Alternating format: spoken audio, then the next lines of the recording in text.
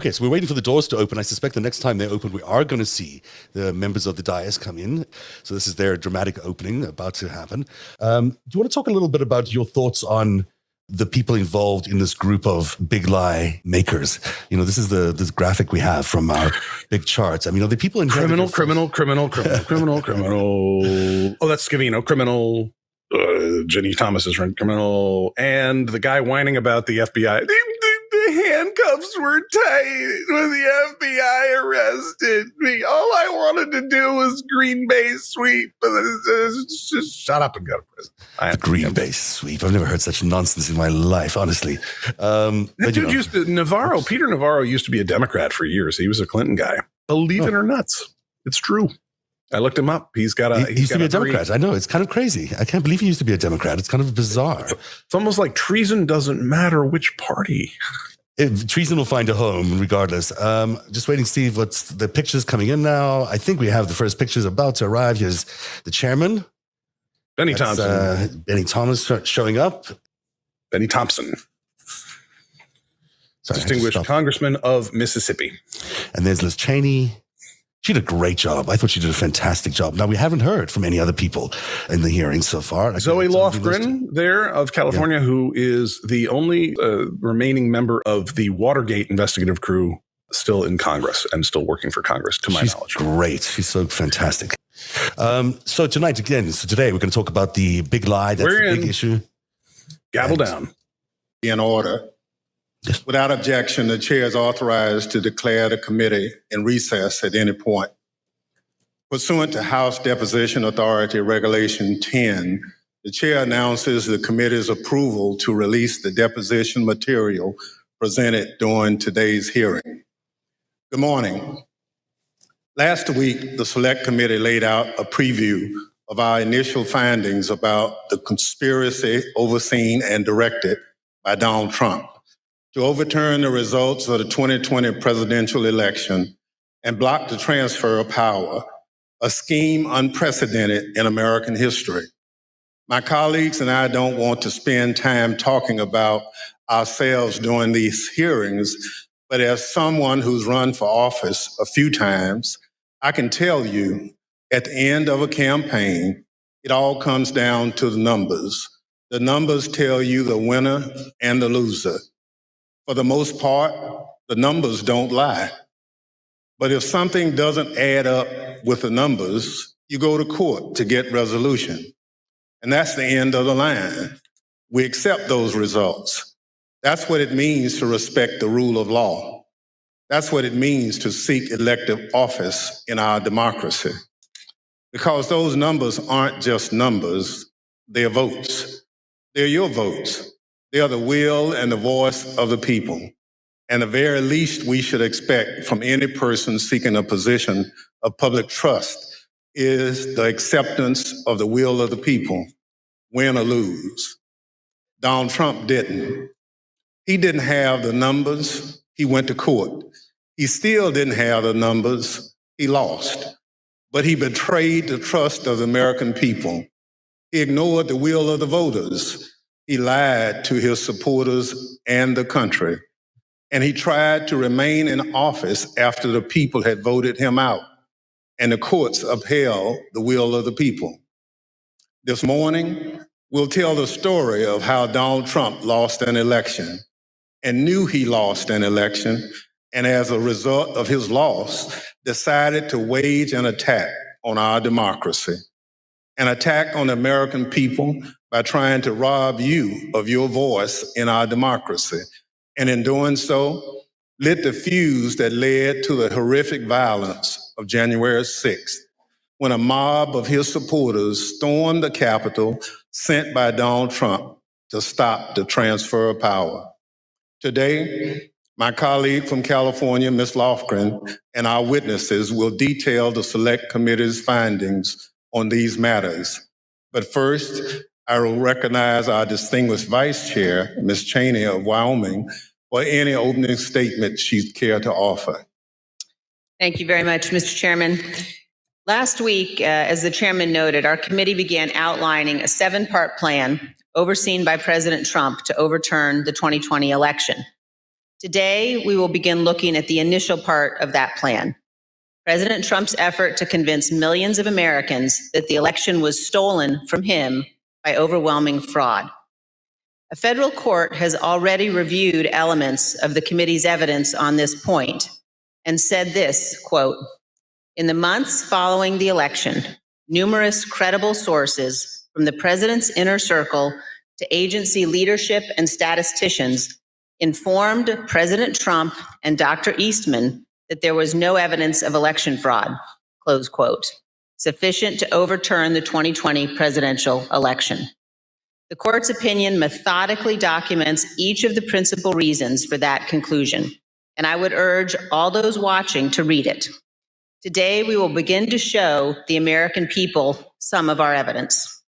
Today, you will hear much more from former Attorney General Bill Barr's recorded testimony, and you will hear in greater detail what others in the department told President Trump, that his claims of election fraud were nonsense. You will also hear much more from President Trump's own campaign experts, who had also concluded that his fraud claims could not be supported. Let me focus briefly on just 3 points now. First, you will hear firsthand testimony that the president's campaign advisors urged him to await the counting of votes and not to declare victory on election night. The president understood even before the election that many more Biden voters had voted by mail because President Trump ignored the advice of his campaign experts and told his supporters only to vote in person. Donald Trump knew before the election that the counting of those mail-in ballots in several states would not begin until late in the day and would not be complete for multiple days. This was expected, reported, and widely known. You will also hear testimony that President Trump rejected the advice of his campaign experts on election night and instead followed the course recommended by an apparently inebriated Rudy Giuliani to just claim he won and insist that the vote counting stop, to falsely claim everything was fraudulent. He falsely told the American people that the election was not legitimate. In his words, quote, "a major fraud." Millions of Americans believed him. Second, pay attention to what Donald Trump and his legal team said repeatedly about Dominion voting machines. Far-flung conspiracies with a deceased Venezuelan communist allegedly pulling the strings. This was, quote, "complete nonsense," as Bill Barr said. President Trump's own campaign advisors, his Department of Justice, and his cybersecurity experts all told him the same thing. Here, for example, is White House lawyer Eric Hirschman. His view was shared by many of the Trump team whom we interviewed. I thought the Dominion stuff I never saw any evidence whatsoever to sustain those allegations. And third, as Mike Pence's staff started to get a sense for what Donald Trump had planned for January 6th, they called the campaign experts to give them a briefing on election fraud and all the other election claims.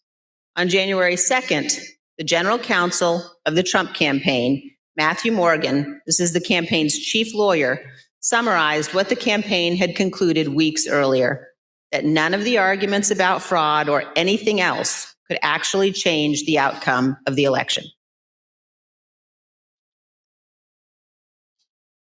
Generally discussed on that topic was whether the fraud, maladministration, abuse, or irregularities, if aggregated and read most favorably to the campaign, would that be outcome determinative?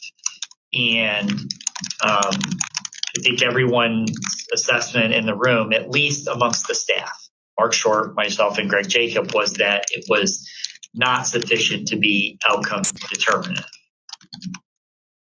As is obvious, this was before the attack on the Capitol.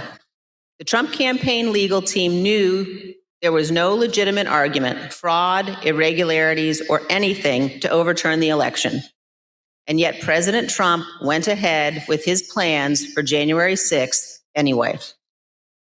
Mr. Chairman, hundreds of our countrymen have faced criminal charges. Many are serving criminal sentences because they believed what Donald Trump said about the election and they acted on it. They came to Washington, D.C. at his request. They marched on the Capitol at his request. And hundreds of them besieged and invaded the building at the heart of our constitutional republic.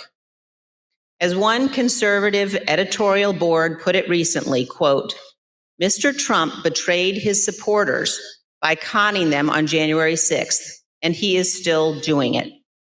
Another conservative editorial board that has long supported President Trump said last week, Donald Trump, quote, won't stop insisting that 2020 was stolen, even though he has offered no proof that that is true.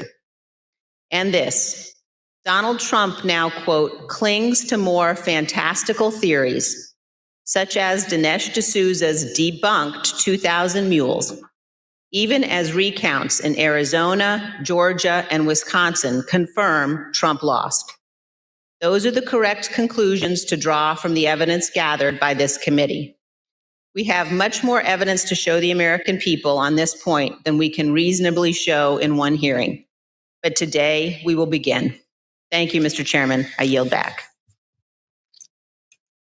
Without objection, the chair recognizes the gentlewoman from California, Ms. Lofgren, for an opening statement. Well, thank you, Mr. Chairman. In our opening hearing, we gave an overview of our investigation into the January 6th attack. The plot to overthrow the election was complex and had many parts, which we'll explore in remaining hearings. But today, we examine the false narrative that the 2020 election was, quote, stolen. Former President Trump's plan to overturn the election relied on a sustained effort to deceive millions of Americans with knowingly false claims of election fraud. All elements of the plot relied on convincing his supporters about these false claims. Today, we'll demonstrate the 2020 election was not stolen. The American people elected President Joe Biden. We'll present evidence that Mr. Trump's claims of election fraud were false, that he and his closest advisors knew those claims were false, but they continued to peddle them anyway, right up until the moments before a mob of Trump supporters attacked the Capitol.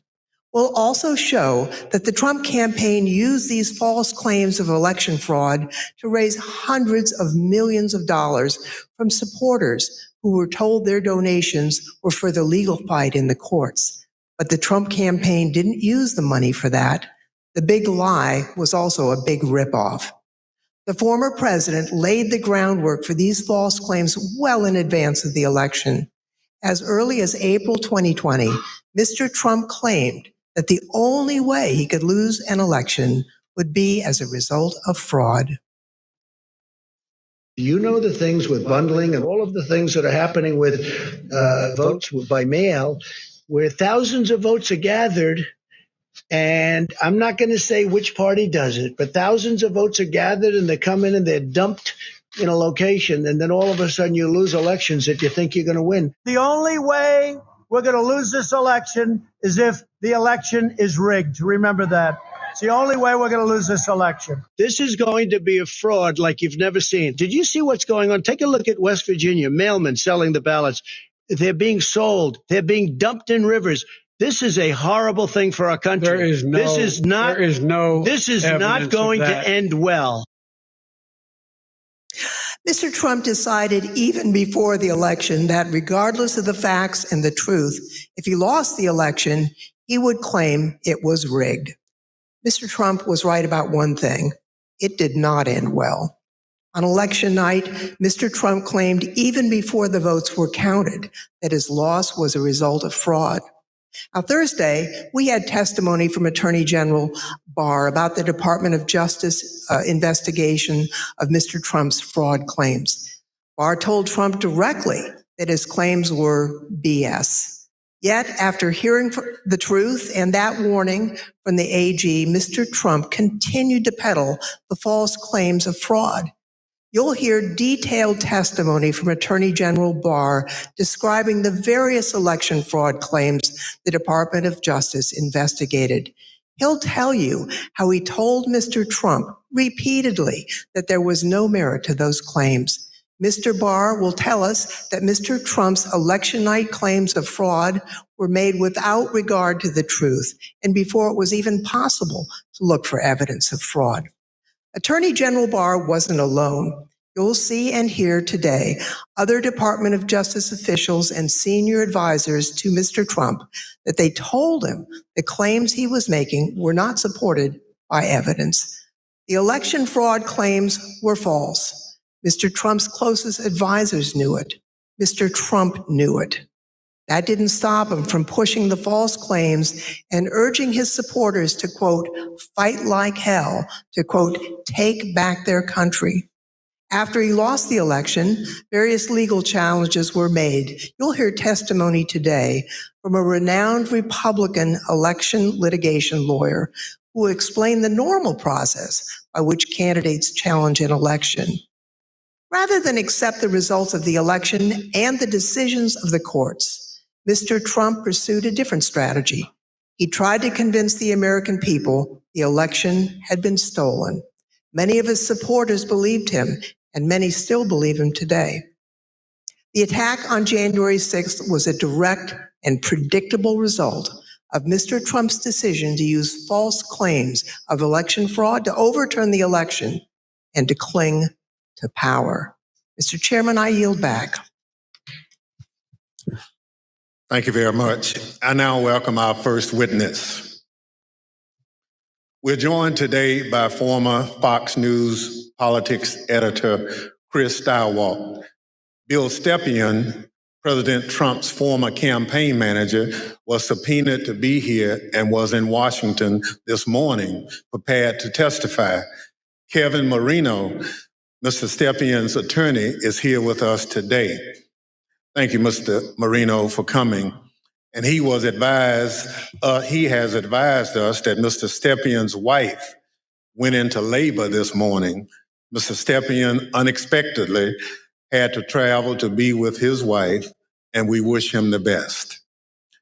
Due to the depth and rigor of our investigation, we have several hours of Mr. Stepien's testimony from when we interviewed him in February, and we will be presenting that testimony today.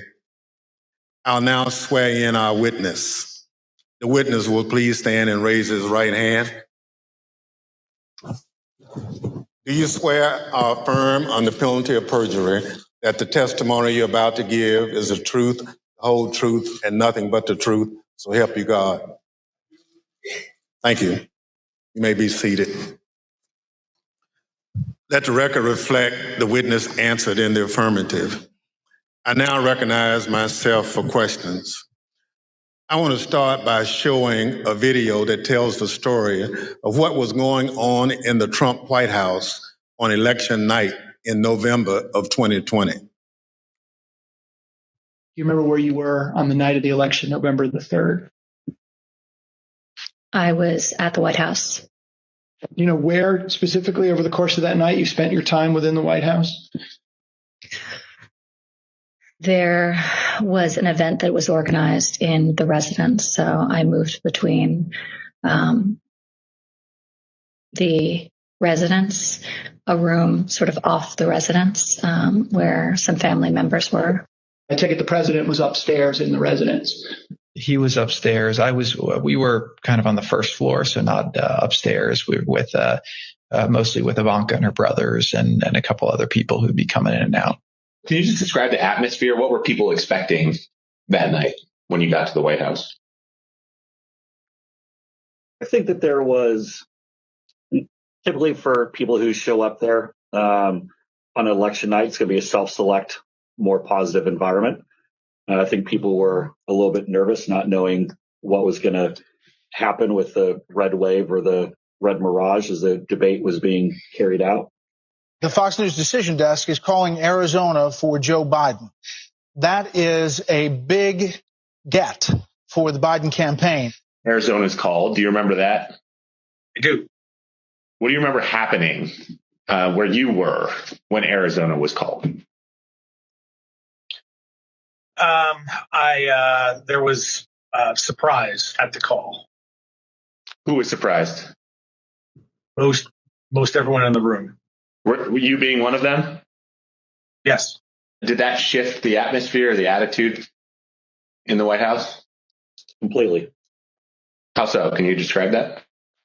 Because Fox News was the first one to go out and say that. So was it anger kind of directed towards Fox News for making a call more so than like disappointment that maybe the campaign lost Arizona? All the above. So both anger and disappointment. Both disappointed with Fox and concerned that maybe our data or our numbers weren't accurate. Were you in the White House residence during the sort of past midnight into the early morning hours of November 4th? Yes. Oh, sure. It went over beyond midnight. Yes. Do you remember Rudy Giuliani being at the White House on election night and into the early hours the next morning? I do. What do you remember about when he came? He was I had heard that he was upstairs, in that aforementioned reception area, and he was looking to talk to the president, and it was suggested instead that he come talk to several of us down off the map room. You said that you had heard that Mr. Giuliani wanted to talk to the president, and then he was directed your way. Did you end up talking to Mr. Giuliani when he was directed your way? I did. What was that conversation? A lot of conversations were directed my way. A few of us, myself, Jason Miller, Justin Clark, and Mark Meadows, gathered in a room off the map room to listen to whatever Rudy presumably wanted to say to the president. Was there anyone in that conversation who, in your observation, had too much to drink? Like Mayor Giuliani.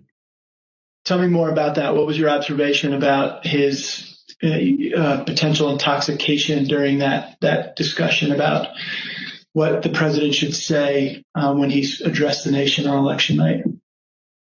And the mayor was definitely intoxicated, but I do not know his level of intoxication when he spoke with the president, for example.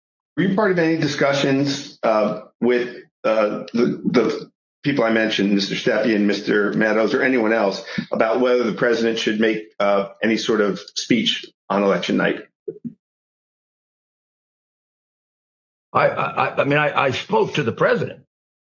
They may have been present, but President spoke to the president several times that night. There were suggestions by, I believe it was Mayor Giuliani, to go and declare victory and say that we won it outright. It was far too early to be making any calls like that. Ballots were still being counted. Ballots were still going to be counted for days. And it was far too early to be making any proclamation like that. I remember saying that,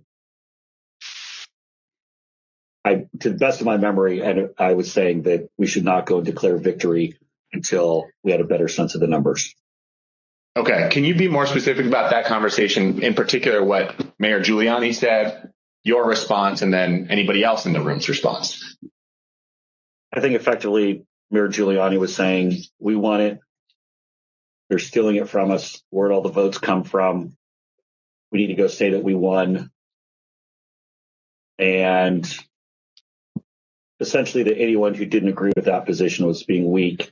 What was your view at the time as to what he should or shouldn't say?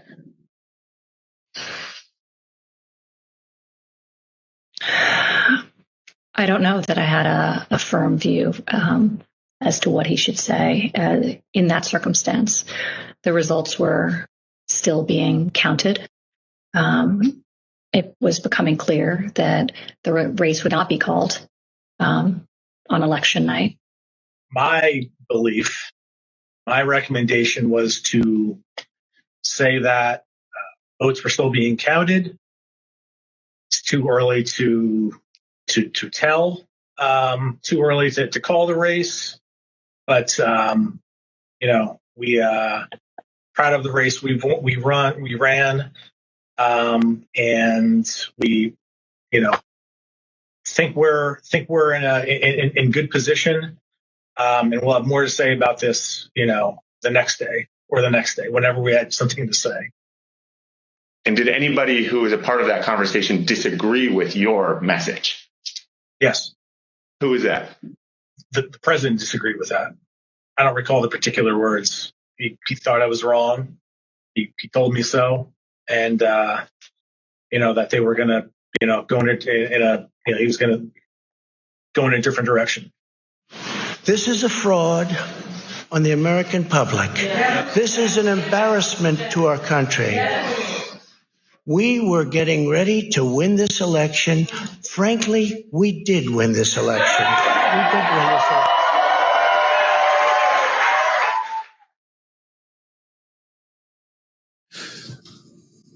Mr. Steiwalt, did President Trump have any basis to declare victory on November 4th, 2020? Thank you. Mr. Stepien also testified that President Trump had no basis for declaring victory at that point in time.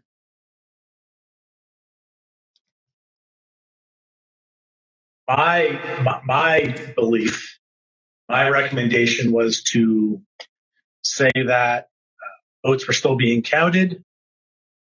It's too early to tell, too early to call the race. But we proud of the race we ran, and we think we're in good position, and we'll have more to say about this the next day or the next day whenever we had something to say. Thank you. Mr.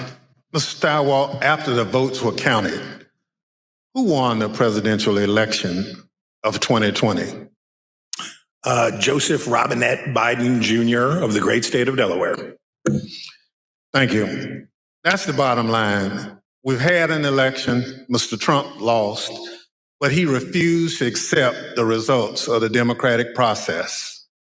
Pursuant to Section 5C8 of House Resolution 503, I now recognize the gentlewoman from California, Ms. Lofgren, for questions. Well, thank you, Mr. Chairman. Mr. Steiwalt, I'd like you to explain a term that was thrown around a lot during the election, and that's the so-called red mirage. What does that mean? So in the 40 or 50 years, let's say, that Americans have increasingly chosen to vote by mail or early or absentee, Democrats prefer that method of voting more than Republicans do. So basically, in every election, Republicans win election day and Democrats win the early vote. And then you wait and start counting. And it depends on which ones you count first, but usually it's election day votes that get counted first. And you see the Republicans shoot ahead. And then the process of bailing and binding and unbinding all those mail-in votes. And some states like Pennsylvania refuse to count the votes first. So you have to wait for all of that to come in. So in every election, and certainly a national election, you expect to see the Republican with a lead, but it's not really a lead. When you put together a jigsaw puzzle, it doesn't matter which piece you put in first. It ends up with the same image. So for us, who cares? But that's because no candidate had ever tried to avail themselves of this quirk in the election counting system. We had gone to pains, and I'm proud of the pains we went to make sure that we were informing viewers that this was going to happen, because the Trump campaign and the president had made it clear that they were going to try to exploit this anomaly. And we knew it was going to be bigger because the percentage of early votes was higher, right? We went from about 45% of the votes being early and absentee to, because of the pandemic, that increased by about 50%. So we knew it would be longer. We knew it would be more. So we wanted to keep telling viewers, hey, look, the number that you see here is sort of irrelevant because it's only a small percentage of these votes. So this red mirage, that's really what you expected to happen on election night. Happens every time. Thank you, Mr. Steyerwalt. Now, I'd like to play a clip of Attorney General Bill Barr, who also explains what was expected to happen on election night. Right out of the box on election night, the president claimed that there was major fraud underway. I mean, this happened, as far as I could tell, before there was actually any potential of looking at evidence. And it seemed to be based on the dynamic that at the end of the evening, a lot of Democratic votes came in, which changed the vote counts in certain states. And that seemed to be the basis for this broad claim that there was major fraud. And I didn't think much of that because people had been talking for weeks and everyone understood for weeks that that was going to be what happened on election night. Mr. Stepien obviously could not be with us today, and it's proper for him to be with his wife as they welcome their child. But he also had discussions with the president about the red mirage. That is, that it would be a long night and that early votes would favor him, but that lots more votes would be counted over the course of the night and the days after. So let's play clip 1 from our interview with Mr. Stepien. I recounted back to that conversation with him, in which I said, just like I said in 2016 was going to be a long night. I told him in 2020 that it was going to be a process again, as the early returns are going to be positive, and we're going to be watching the returns of ballots as they rolled in thereafter. So is it fair to say you're trying to present what you thought would be a realistic picture of what might happen over the course of that night, being election night? That night and the days that followed. Yeah, I always told the president the truth, and I think he expected that from me, and I told him it was going to be a process. It was going to be we're going to have to wait and see how this turned out. So I just like I did in 2016, I did the same thing in 2020. So let's watch a short clip of President Trump speaking after he received that information from his campaign advisors. We want all voting to stop. We don't want them to find any ballots at 4 o'clock in the morning and add them to the list. So when former President Trump said that, it contradicted what his advisors had warned would happen. We all know that mail-in ballots played an important role in the 2020 election. However, President Trump continuously discouraged mail-in voting. Mr. Stepien was so concerned about the president's position on mail-in voting that in the summer of 2020, he met with President Trump along with House Minority Leader Kevin McCarthy. Let's play clip 4. Meeting that was had, in particular, I invited Kevin McCarthy to join the meeting, he being of like mind on the issue with me, in which we made our case for why we believed mail-in voting not to be a bad thing for his campaign. But the president's mind was made up, and he understands, how many times to, go to the well on a particular topic. Yeah, I understand. Tell me a little bit more about the argument that you and Mr. McCarthy made to the president in that meeting as to why it wasn't a bad thing that mail-in voting was available. Largely two pillars to that argument, both of which I've previously mentioned. One, leaving a good deal to chance, pushing or urging your voters to vote only on election day leaves a lot to chance. That's A. And B, also previously mentioned, the fact that the Trump campaign, the Republican National Committee, the Republican Party had an advantage of grassroots workers and volunteers on the ground that would allow, an advantage to enhance return rates of ballots that were mailed. Those were the two pillars of the argument. I see. And what, if anything, do you recall Representative McCarthy saying during that meeting? We were echoing the same argument. I mean, his words echoed mine, and vice versa on those two topics. Mr. Stirewalt, you were at the decision desk at Fox News on election night, and you called Arizona early for President Biden, which was controversial. How did you make that call, and where did you think the race stood in the early hours of the next day? Well, it was really controversial to our competitors who we beat so badly by making the correct call first.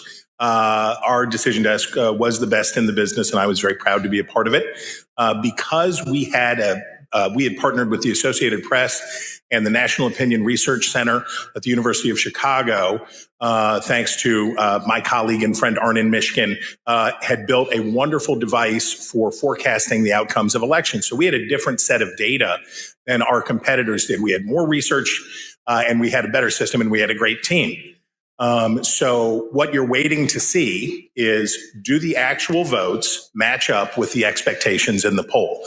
The real votes are testing the quality of your poll in targeted precincts and in targeted places. And let me tell you, our poll in Arizona was beautiful, and it was doing just what we wanted it to do, and it was cooking up just right.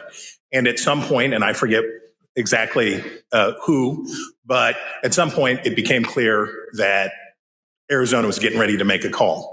So we my boss, Bill Salmon, said, we're not making any call until everybody says yes, because that was always our policy, unanimity. And you have to understand, or in this room, you have, the best people from academia, Democrats, Republicans, a broad cross section of people who had worked together for a decade, were really serious about this stuff. So we knew it would be a consequential call because it was one of 5 states that really mattered, right? Wisconsin, Michigan, Pennsylvania, Georgia, Arizona were the ones that we were watching. We knew it would be significant to call any one of those 5, but we already knew Trump's chances were very small and getting smaller based on what we had seen. So we were able to make the call early. We were able to beat the competition. We looked around the room. Everybody says yay, and on we go. And by the time we found out how much everybody was freaking out and losing their minds over this call, we were already trying to call the next state. We had already moved on. We were to Georgia. We were to North Carolina. We were looking at these other states. So we thought we were pleased, but not surprised. I see. After the election, as of November 7th, in your judgment, what were the chances of President Trump winning the election? After that point? Yes. None. I mean, I guess it's always possible that you could have, a truckload of ballots be found somewhere, I suppose. But once you get into this space, ahead of today, I thought about what are the largest margins that could ever be overturned by a recount, and the kind of stuff that we heard Mike Pence talking about, sounding like a normal Republican that night when he said, we'll keep every challenge. Nothing like that. In a recount, you're talking about hundreds of votes. When we think about calling a race, one of the things that we would think about is it outside the margin of a recount? And when we think about that margin, we think about, in modern history, you're talking about 1,000 votes, 1,500 votes at the way, way outside. Normally, you're talking about hundreds of votes, maybe 300 votes that are going to change. So the idea that through any normal process in any of these states, remember, he had to do it thrice, right? He needed 3 of these states to change.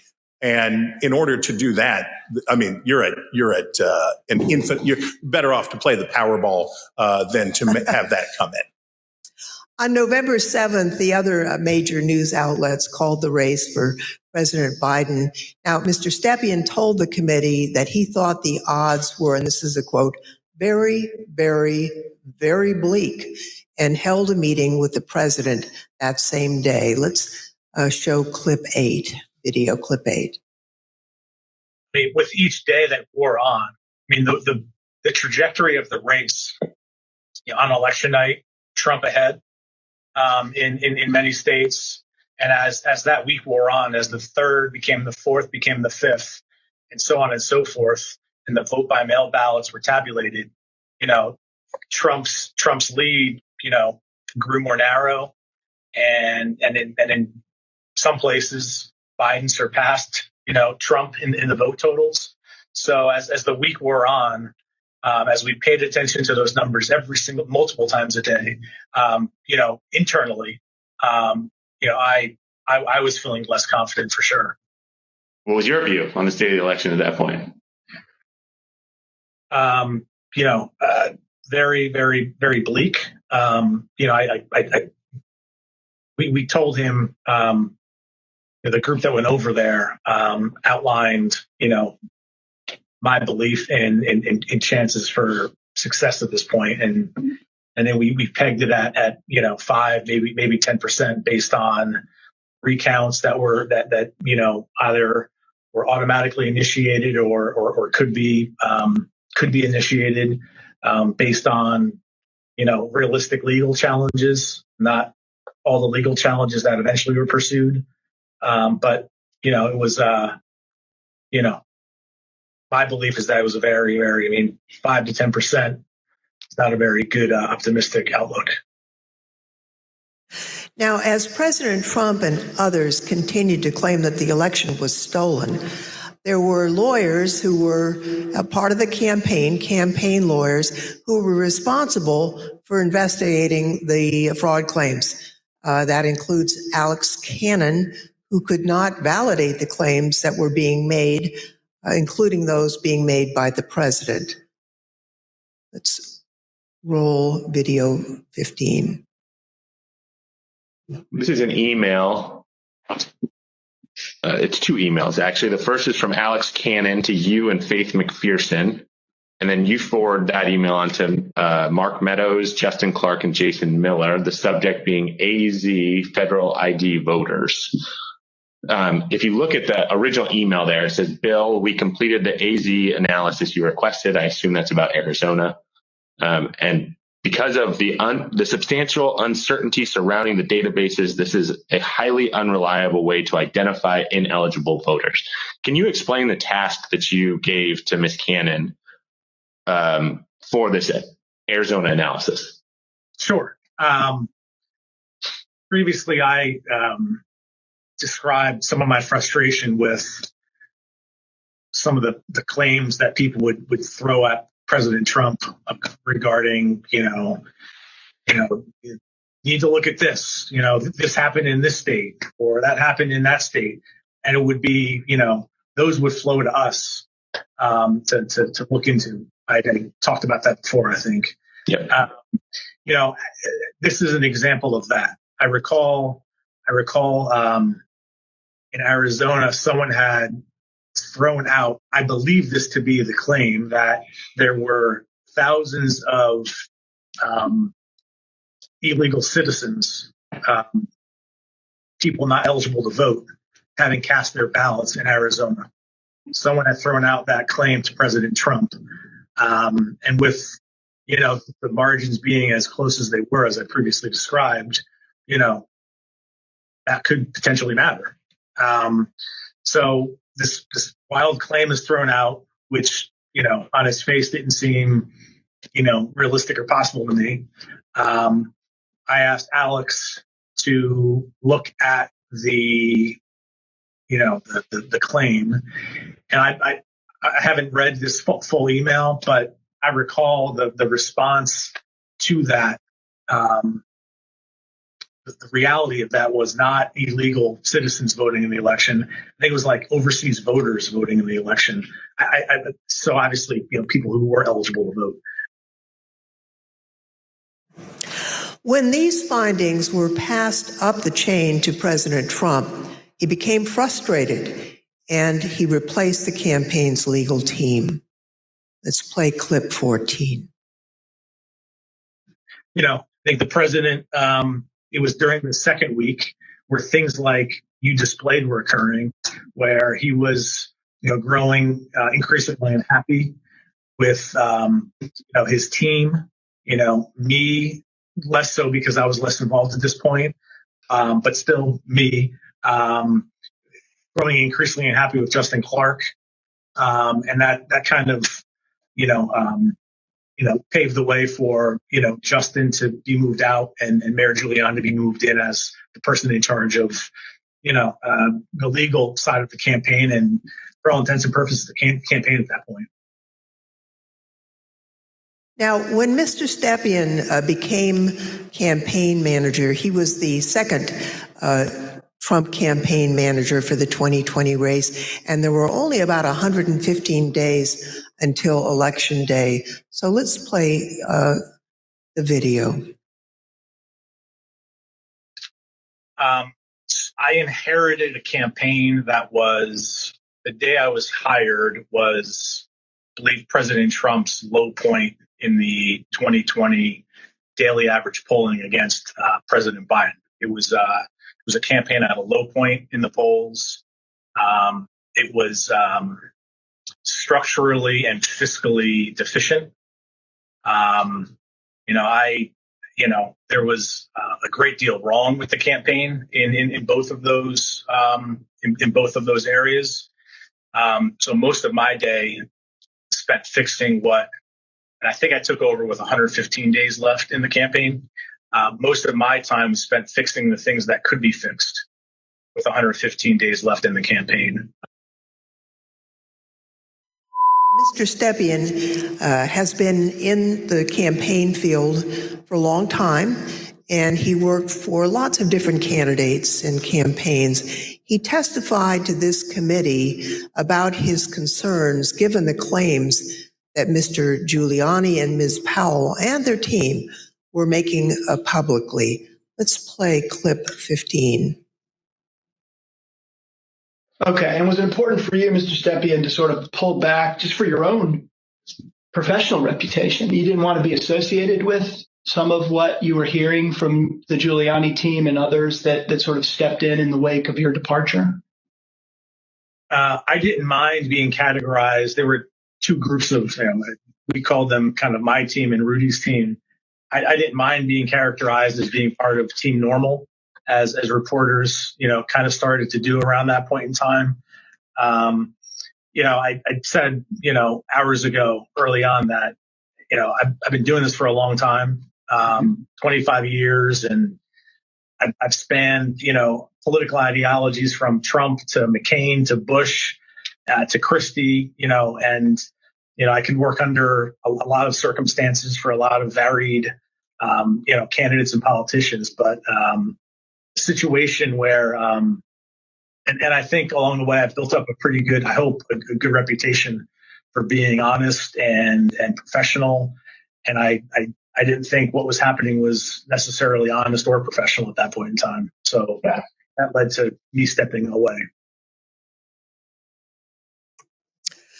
So the president did get rid of Team Normal, and I'd like to play a clip showing that the president found the people he needed to perpetuate his claims of fraud. They saw a big truck bringing in 100,000 ballots in garbage cans, in waste paper baskets, in cardboard boxes, and in shopping baskets. And every single one of them was for Biden because they were being notified by Smartmatic in Frankfurt that Biden was way behind and they better come up with a lot more ballots. And we can prove every single thing I just said. If you gave me the paper ballots, I could probably turn around each one of these states.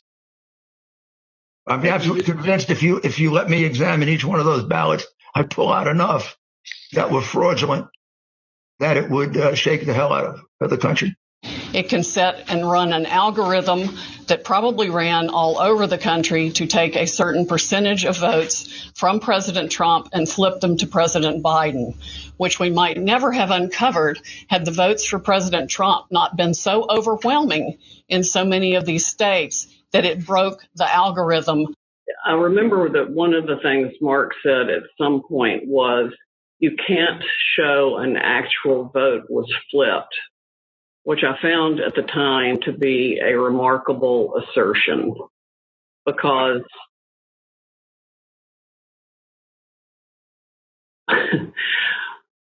because you don't have to have the gun to see the body lying on the floor bleeding out with 5 bullet holes in it was killed by a gun. What they were proposing, I thought was nuts. And the theory was also completely nuts, right? I mean, there's a combination of Italians, the Germans. I mean, different things have been floating around as to who was involved. I remember Hugo Chavez and the Venezuelan. She has an affidavit from somebody who says they wrote a software in and something with the Philippines and that. Just all over the radar. Did you ever share, Mr. Kushner, your view of Mr. Giuliani? Did you ever share your perspective about him with the president? I guess,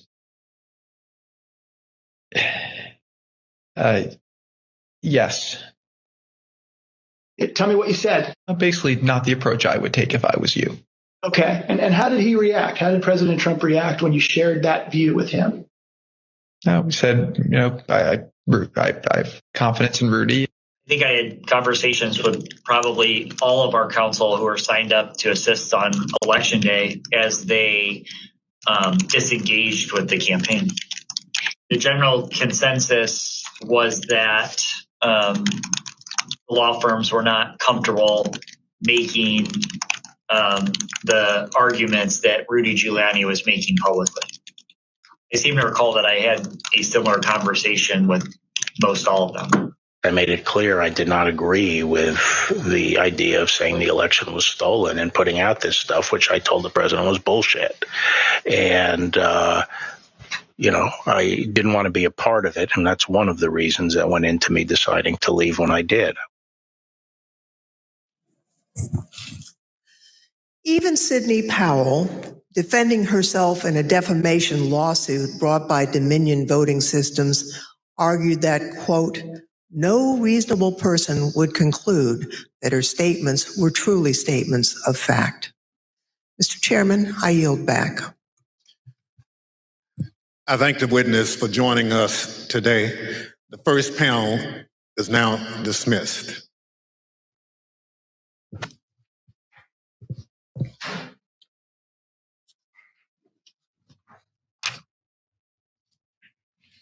We've been listening to the first portion of today's hearing by the House. Without objection, the chair recognizes the gentlewoman from California, Ms. Lofgren. Thank you, Mr. Chairman. Last week, we presented the testimony of former Attorney General Bill Barr, who testified before this committee. Today, we present additional evidence, including his testimony that former President Trump started making claims of election fraud immediately after the election, and that Barr concluded the claims were untrue. Now, due to the length of Attorney General Barr's testimony, we're only going to include relevant portions at the hearing today. So let's play the video. The department, in fact, when we received specific and credible allegations of fraud, made an effort to look into these to satisfy ourselves that they were without merit. And I was in the posture of trying to figure out, there was an avalanche of all these allegations of fraud that built up over a number of days. And it was like playing whack-a-mole because something would come out one day and then the next day it would be another issue. Also, I was influenced by the fact that all the early claims that I understood were completely bogus and silly and usually based on complete misinformation. And so I didn't consider the quality of claims right out of the box to give me any feeling that there was really substance here.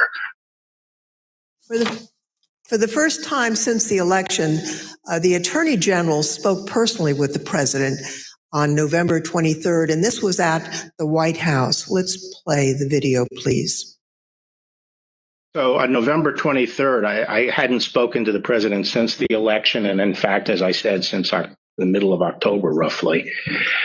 And it was a little getting awkward because obviously he had lost the election and I hadn't said anything to him. And so Cipollone said, I think it's time you come over here. And so I came over to meet with the president in the Oval Office, and Meadows and Cipollone were there. And the president, and this is leading up to this conversation with Kushner, the president said there had been major fraud and that as soon as the facts were out, the results of the election would be reversed. And he went on this for quite a while, as he's prone to do. And then he got to something that I was expecting, which is to say that apparently the Department of Justice doesn't think that it has a role of looking into these fraud claims. So I said, that has to be the campaign that raises that with the state. The department doesn't take sides in elections, and the department is not an extension of your legal team. And our role is to investigate fraud, and we'll look at something if it's specific, credible, and could have affected the outcome of the election. And we're doing that, and it's just not. They're just not meritorious. They're not panning out. And as I walked out of the Oval Office, Jared was there with Dan Scavino, who ran the president's social media, and who I thought was a reasonable guy and believe is a reasonable guy. And I said, how long is he going to carry on with this stolen election stuff? Where's this going to go? And by that time, Meadows had caught up with me and leaving the office, and caught up with me and said that he said, look, I think that he's becoming more realistic and knows that there's a limit to how far he can take this. And then Jared said, yeah, we're working on this. We're working on it. Even after his attorney general told him his claims of election fraud were false, President Trump continued to promote these claims. I felt that things continued to deteriorate between the 23rd and the weekend of the 29th. And then on November 29th, he appeared on Maria Bartiromo's show, Sunday Futures, I believe it was. And he said that the department was missing in action. Well, no, we had glitches where they moved thousands of votes from my account to Biden's account. And these are glitches. So they're not glitches. They're theft. They're fraud, absolute fraud. This election was over. And then they did dumps. They call them dumps, big, massive dumps in Michigan and Pennsylvania and all over. How the FBI and Department of Justice, I don't know, maybe they're involved, but how people are allowed to get away from this stuff with this stuff is unbelievable. Now, spurred by what he saw, Barr told the Associated Press on December 1st that there was no evidence of election fraud. And immediately after Attorney General Barr's statement went public, Mr. Trump berated and he nearly fired Barr. But Barr persisted in telling the president that there was no evidence to support the fraud claims. This got under my skin, but I also felt it was time for me to say something. So I set up a lunch with the AP reporter, Mike Balsamo, and I told him at lunch, I made this statement that to date we have not seen fraud on a scale that could have affected a different outcome in the election. I had a later meeting scheduled at the White House at 3:00 with Meadows. This was previously scheduled, so I knew this was going to come up, and I went over there and I told my secretary that I thought I would probably be fired and told not to go home. I mean, not to go back to my office. So I said, you might have to pack up for me. And so when I got over there, I met with the chief of staff. He said the president was angry. He didn't really get into the issue of the fraud. And then I went up to Pat Cipollone's office and we were talking with each other. And word came down that he wanted us both to go to the Oval. And the president was as mad as I've ever seen him, and he was trying to control himself. And the president said, well, this is, killing me. You didn't have to say this. You must have said this because you hate Trump. You hate Trump. And then he raised the big vote dump, as he called it, in Detroit. And that, he said people saw boxes coming into the counting station at all hours of the morning and so forth. And I explained to him that I at that point, I knew the exact number of precincts in Detroit. I think it was 630 something. I said, Mr. President, there are 630 precincts in Detroit. And unlike elsewhere in the state, they centralized the counting process. So they're not counted in each precinct. They're moved to counting stations. And so the normal process would involve boxes coming in at all different hours. So there's nothing. And I said, did anyone point out to you? Did all the people complaining about it point out to you? You actually did better in Detroit than you did last time. I mean, there's no indication of fraud in Detroit. And I told him that the stuff that his people were shoveling out to the public was bullshit. I mean, that the claims of fraud were bullshit. And he was indignant about that. And I reiterated that they'd wasted a whole month on these claims on the Dominion voting machines, and they were idiotic claims. And I specifically raised the Dominion voting machines, which I found to be among the most disturbing allegations, disturbing in the sense that I saw absolutely zero basis for the allegations, but they were made in such a sensational way that they obviously were influencing a lot of people, members of the public, that there was this systemic corruption in the system and that their votes didn't count and that these machines controlled by somebody else were actually determining it, which was complete nonsense. And it was being laid out there. And I told them that it was crazy stuff and they were wasting their time on that. And it was doing a grave disservice to the country. Okay, so the very next day, the president released a video rehashing some of the very same claims that his chief law enforcement officer had told him were, quote, nonsense. Here's an example. This is Michigan. At 6:31 in the morning, a vote dump of 149,772 votes came in unexpectedly. We were winning by a lot. That batch was received in horror. We have a company that's very suspect. Its name is Dominion. With the turn of a dial or the change of a chip, you can press a button for Trump and the vote goes to Biden. What kind of a system is this? Barr again told the president that there was nothing to these claims on December 14th. When I walked in, sat down, he went off on a monologue saying that there was now definitive evidence involving fraud through the Dominion machines. And a report had been prepared by a very reputable cybersecurity firm, which he identified as Allied Security Operations Group. And he held up the report, and then he asked that a copy of it be made for me. And while a copy was being made, he said, this is absolute proof that the Dominion machines were rigged. The report means that I'm going to have a second term. And then he gave me a copy of the report. And as he talked more and more about it, I sat there flipping through the report and looking through it. And to be frank, it looked very amateurish to me. Didn't have the credentials of the people involved, but I didn't see any real qualifications. And the statements were made very conclusory, like, these machines were designed to, engage in fraud or something to that effect, but I didn't see any supporting information for it.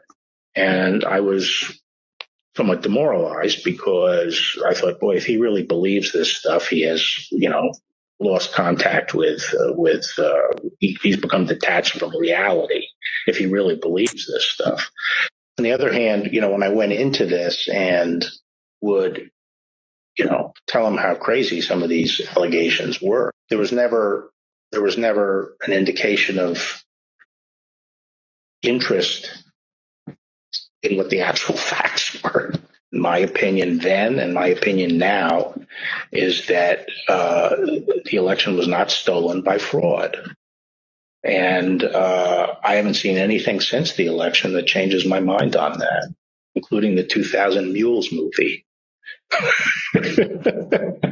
Well, maybe you can assess that 2000 Mules, and people are talking about that. Well, I mean, just in a nutshell, I just think the GBI was unimpressed with it. And I was similarly unimpressed with it because I think I was holding my fire on that to see what the photographic evidence was, because I thought, well, hell, if they have a lot of photographs of the same person dumping a lot of ballots in different boxes, that's hard to explain. So I wanted to see what the photographic evidence was, but the cell phone data is singularly unimpressive. I mean, it basically, if you take 2 million cell phones and figure out where they are physically in a big city like Atlanta or wherever, just by definition, you're going to find many hundreds of them have passed by and spent time in the vicinity of these boxes.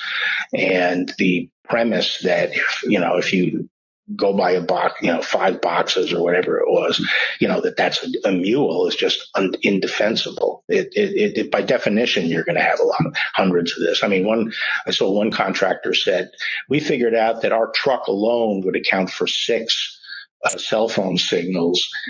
This was some kind of contractor, and our route would take us by these things on a regular basis. So but then when the movie came out, I think the photographic evidence in it was completely I mean, there was a little bit of it, but it was lacking. It didn't establish widespread illegal harvesting. The other thing is people don't understand is that it's not clear that even if you can show harvesting, that changes the results of the election. The courts are not going to throw out votes and then figure out what votes were harvested and throw them out. It's still the burden on the challenging party to show that illegal votes were cast. Votes were the result of undue influence or bribes, or there was really, the person was non-compos mentis. But absent that evidence, I just didn't see courts throwing out votes anyway. I felt that before the election, it was possible to talk sense to the president. And while you sometimes had to engage in a big wrestling match with him, that it was possible to keep things on track. But I felt that after the election, he didn't seem to be listening, and I didn't think it was, that I was inclined not to stay around if he wasn't listening to advice from me or his other cabinet secretaries. So on December 14th, Barr quit. Now, the Attorney General wasn't the only person who told the president that his claims were false. Other officials and close advisors told him the same thing. Rather than try to address a counterfactual or a hypothetical, let me just say there were instances where the president would say, people are telling me this, or I've heard this, or I saw on television, this impropriety in Atlanta or Pennsylvania or something. And we were in a position to say, our people have already looked at that, and we know that you're getting bad information. That's not correct.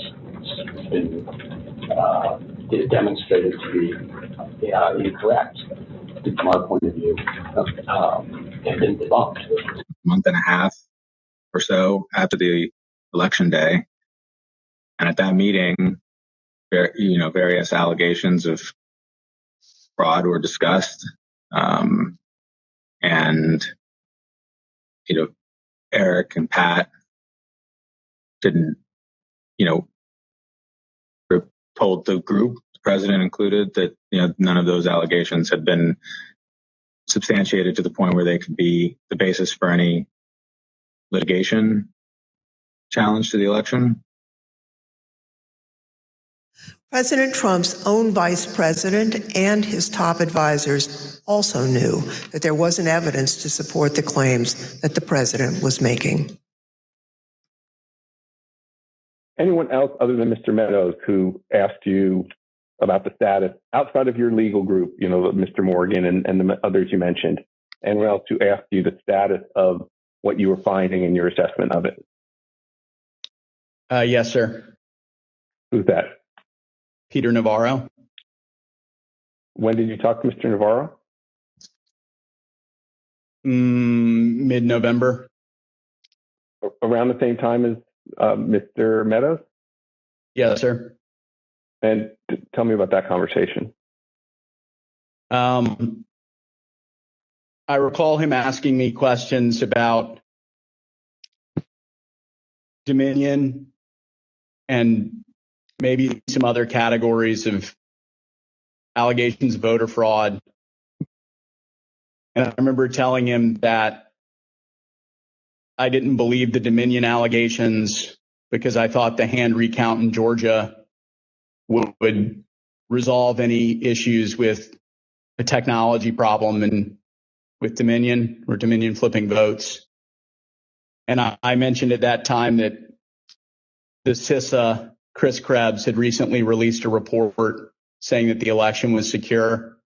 And I believe Mr. Navarro accused me of being an agent of the deep state working with Chris Krebs against the president.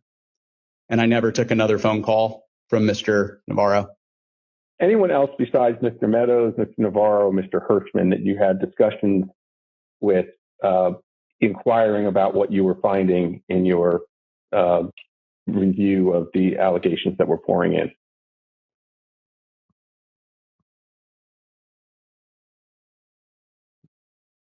I believe I had about a 15-second conversation with the vice president about it as well. When was that? During one of the visits to the White House. I don't know which one. I think it was the first one in November. I had met him briefly at the campaign, and he remembered me and saw me. And he asked what I was doing on the campaign, and I told him that, we were looking into some of the issues related to voter fraud.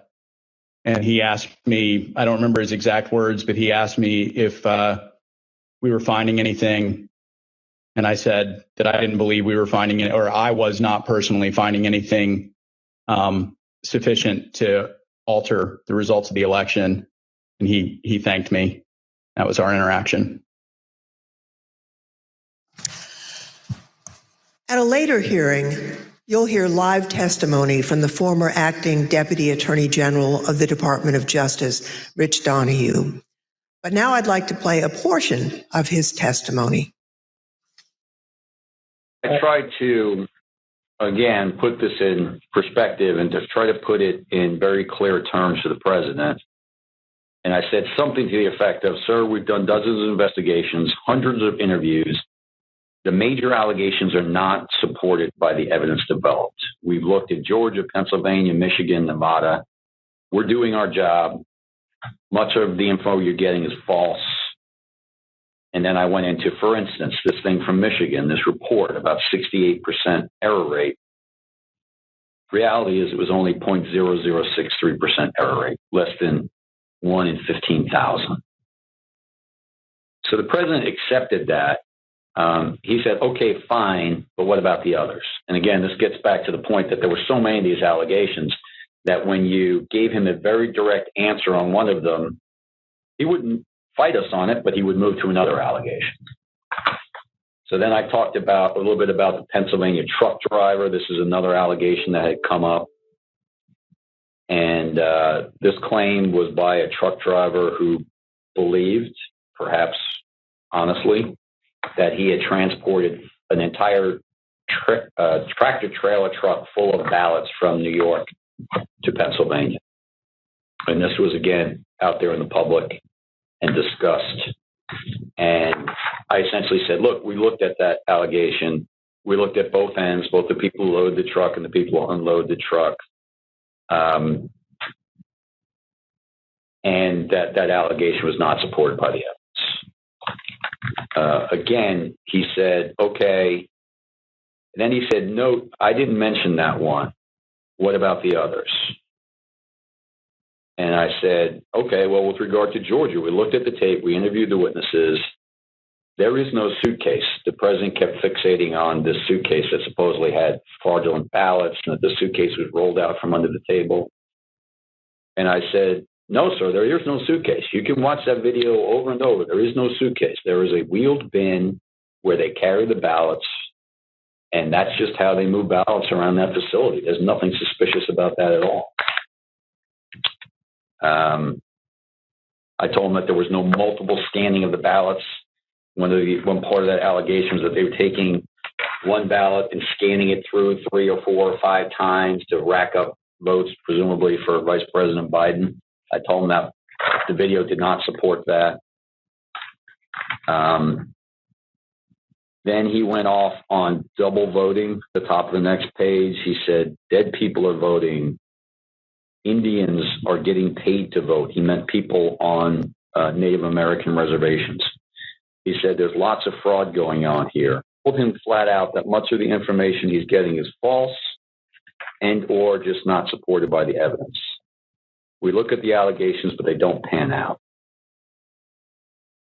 Mr. Barr and his advisors were not the only ones who determined that the president's allegations regarding Dominion voting machines were false. So, Mr. Chairman, I ask unanimous consent to include in the record of this hearing reports issued by the Department of Homeland Security's Cybersecurity and Infrastructure Security Agency, otherwise known as CISA, that addressed and rejected the claims of manipulation of voting machines in the 2020 election.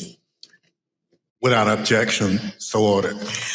Thank you, Mr. Chairman. I also ask unanimous consent to include in the record a report prepared by the Michigan Senate Oversight Committee that disproved claims of election fraud in Michigan, as well as a statement by 59 of the country's leading election security scientists, noting the absence of any credible evidence that the 2020 election had been altered through technical compromise, and 5 other reports from organizations and individuals confirming there was no widespread fraud in the 2020 election or describing the spread of the former president's lies. Without objection, so ordered. Thank you, Mr. Chairman, and I yield back. Pursuant to the order of the committee for today, the chair declares the committee in recess for a period of approximately 10 minutes. Well, that was interesting stuff, wasn't it? Mind-blowing testimony, really well articulated there by all the guests. It was really interesting getting Stepien on tape. I mean, they didn't have him in the hearing room, but we certainly got a good sense of what he was saying through those clips that they were able to get from his previous testimony. It seems quite, we had a parade of people associated with Donald Trump, whether it's Bill Barr or Stepien, his campaign manager, his closest relatives, all confirming that, there was not a lot of truth to the idea that there was any election fraud. In fact, there was no truth at all. That is a pretty formidable lineup of people they had, all saying the same thing. Yep. And this is important. They've drilled it home that nobody around the president, except for a few lost souls, your Rudy Giuliani's, your Peter, the handcuffs are too tight, Navarro, Mark Meadows, former Enron attorney Sidney Powell, a few, the dregs, were the ones around him, saying, oh, no, we can still do this. These people we're talking, supported him. Every outrage, every pardon of a war criminal, every bear hug of Kim Jong-un, they were right with the guy until the end. And they realized Biden was elected. even if we did want to cheat, we're not going to get away with it. And let's stop now before we get prosecuted even harder. Let's just stop. And I think that's what's on display today. It was really interesting seeing or hearing Bill Stepien describe his own team as Team Normal in the White House. And what was the other team then known as? Team, you can make it up, you can figure out what they were, but, Team Cuckoo, because they were coming up with all these incredible allegations that weren't true, but yet somehow their role in the White House increased as it became clear that the rest of the Team Normal, as it were, saying that there was no credibility to the fraud claims. And so that's Team Normal. That reminds me of the great humorist Bill Barry talked about the one thing that unites Americans is that they all believe that they are above average drivers. We're Team Normal. It's all relative, of course. It's all relative, but still, compared to the other guys, they were Team Normal. I mean, he seems like a pretty relatively straight shooter in terms of what he was saying to the president, and it seems like the president. Fuck that guy. Yeah. I'm sorry, I don't. Go ahead. Fuck that guy. I mean, look, great that you're here to testify, but as far as Team Normal, I mean, it is in relative terms, but fuck that guy. He was there for everything else. He was there to keep the party rolling. They had been declaring the election illegitimate for 4 years essentially. So these people got off the train out of desperation. I'm glad they're here. There's not a lot. I mean, you're not going to say great things about them. You're not going to declare them heroes of American heroes just because they were able to come right up now and say the truth. These people, on the other hand, are all, I think, really they're interesting. all in. They're all interesting because I want to know who, this didn't just happen. We didn't just get Sidney Powell, Mark Meadows, and Mike Flynn, and Stephen Bannon, Scavino, and Cleda, and Navarro all showing up by accident. They were paid by people. I have my suspicion of who it was. There's that really interesting information that I posted on Twitter the other day about Cleda Mitchell being in some sort of business arrangement with Steve Bannon's sister and Mercer's bagman. Yes, that was a good get. There's much more to that story, which I'm still developing. And it's really interesting that, we hadn't heard the name Mercer around Donald Trump that directly for a good few years. And now here we are as we are assessing this coup attempt and the Mercer name comes up again. I was like, well, that's interesting. I hadn't thought about them for a little bit of time, but they were causing all sorts of potential disruption if they're in fact connected to Bannon and Mercer into Cleda and Bannon in those final days. Yeah, that would be really interesting if they had some sort of role there. I mean, clearly they were all around the crew here. I think when you see these faces pop out, just remember, you can't look at Meadows without looking at the entire North Carolina GOP or the entire national GOP. He's tied into that. You can't look at Flynn. I mean, they would love to make all these guys just look like weirdos and outcasts. And certainly they're acting very exotically, right? With all this, treason stuff. But this is not a fringe group of the Republican Party. This is the Republican Party. Well, they put that guy at the top on the right, on the middle, the guy at the top of the red tie, Trump. They put him on the top of the ticket. They bought, some of this of, thank God you guys are here with this committee. I mean, because this got out of hand. No, you own this.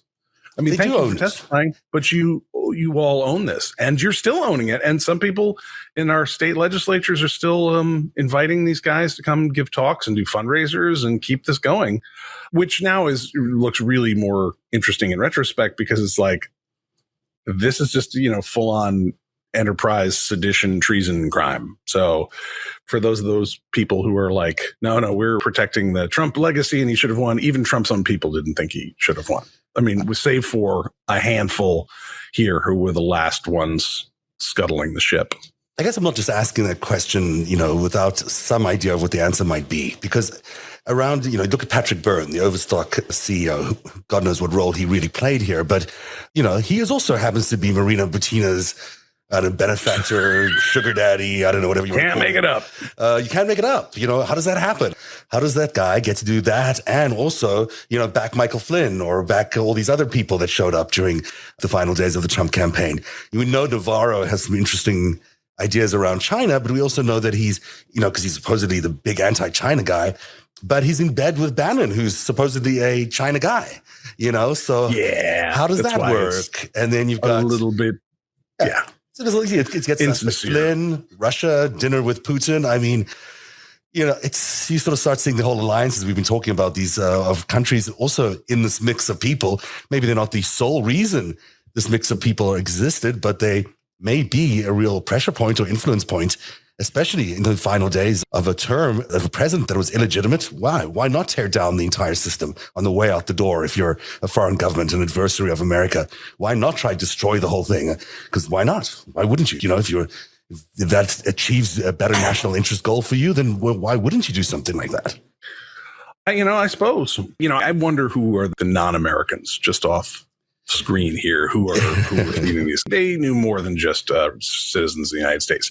Hey, Zev, can I talk about what I think the biggest, very quiet reveal was in front of the audience that I don't think the average viewer picked up on? You should throw it out there.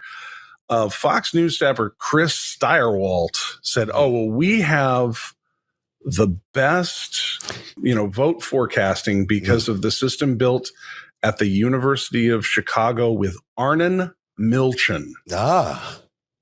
Who is a full-on Israeli Mossad spy. Yeah. He's declared by more than himself. Yeah, self-declared. Yes. Yeah, sorry. Yes. Yeah. Then he's like, yeah, you got it. I'm a spy. That's right. You wrote a book about it, in case people are wondering. We're not just making right. There's an actual book. This one, but wait. Hold on. Fox News was using a tool built by an Israeli spy for its U.S. election forecasting?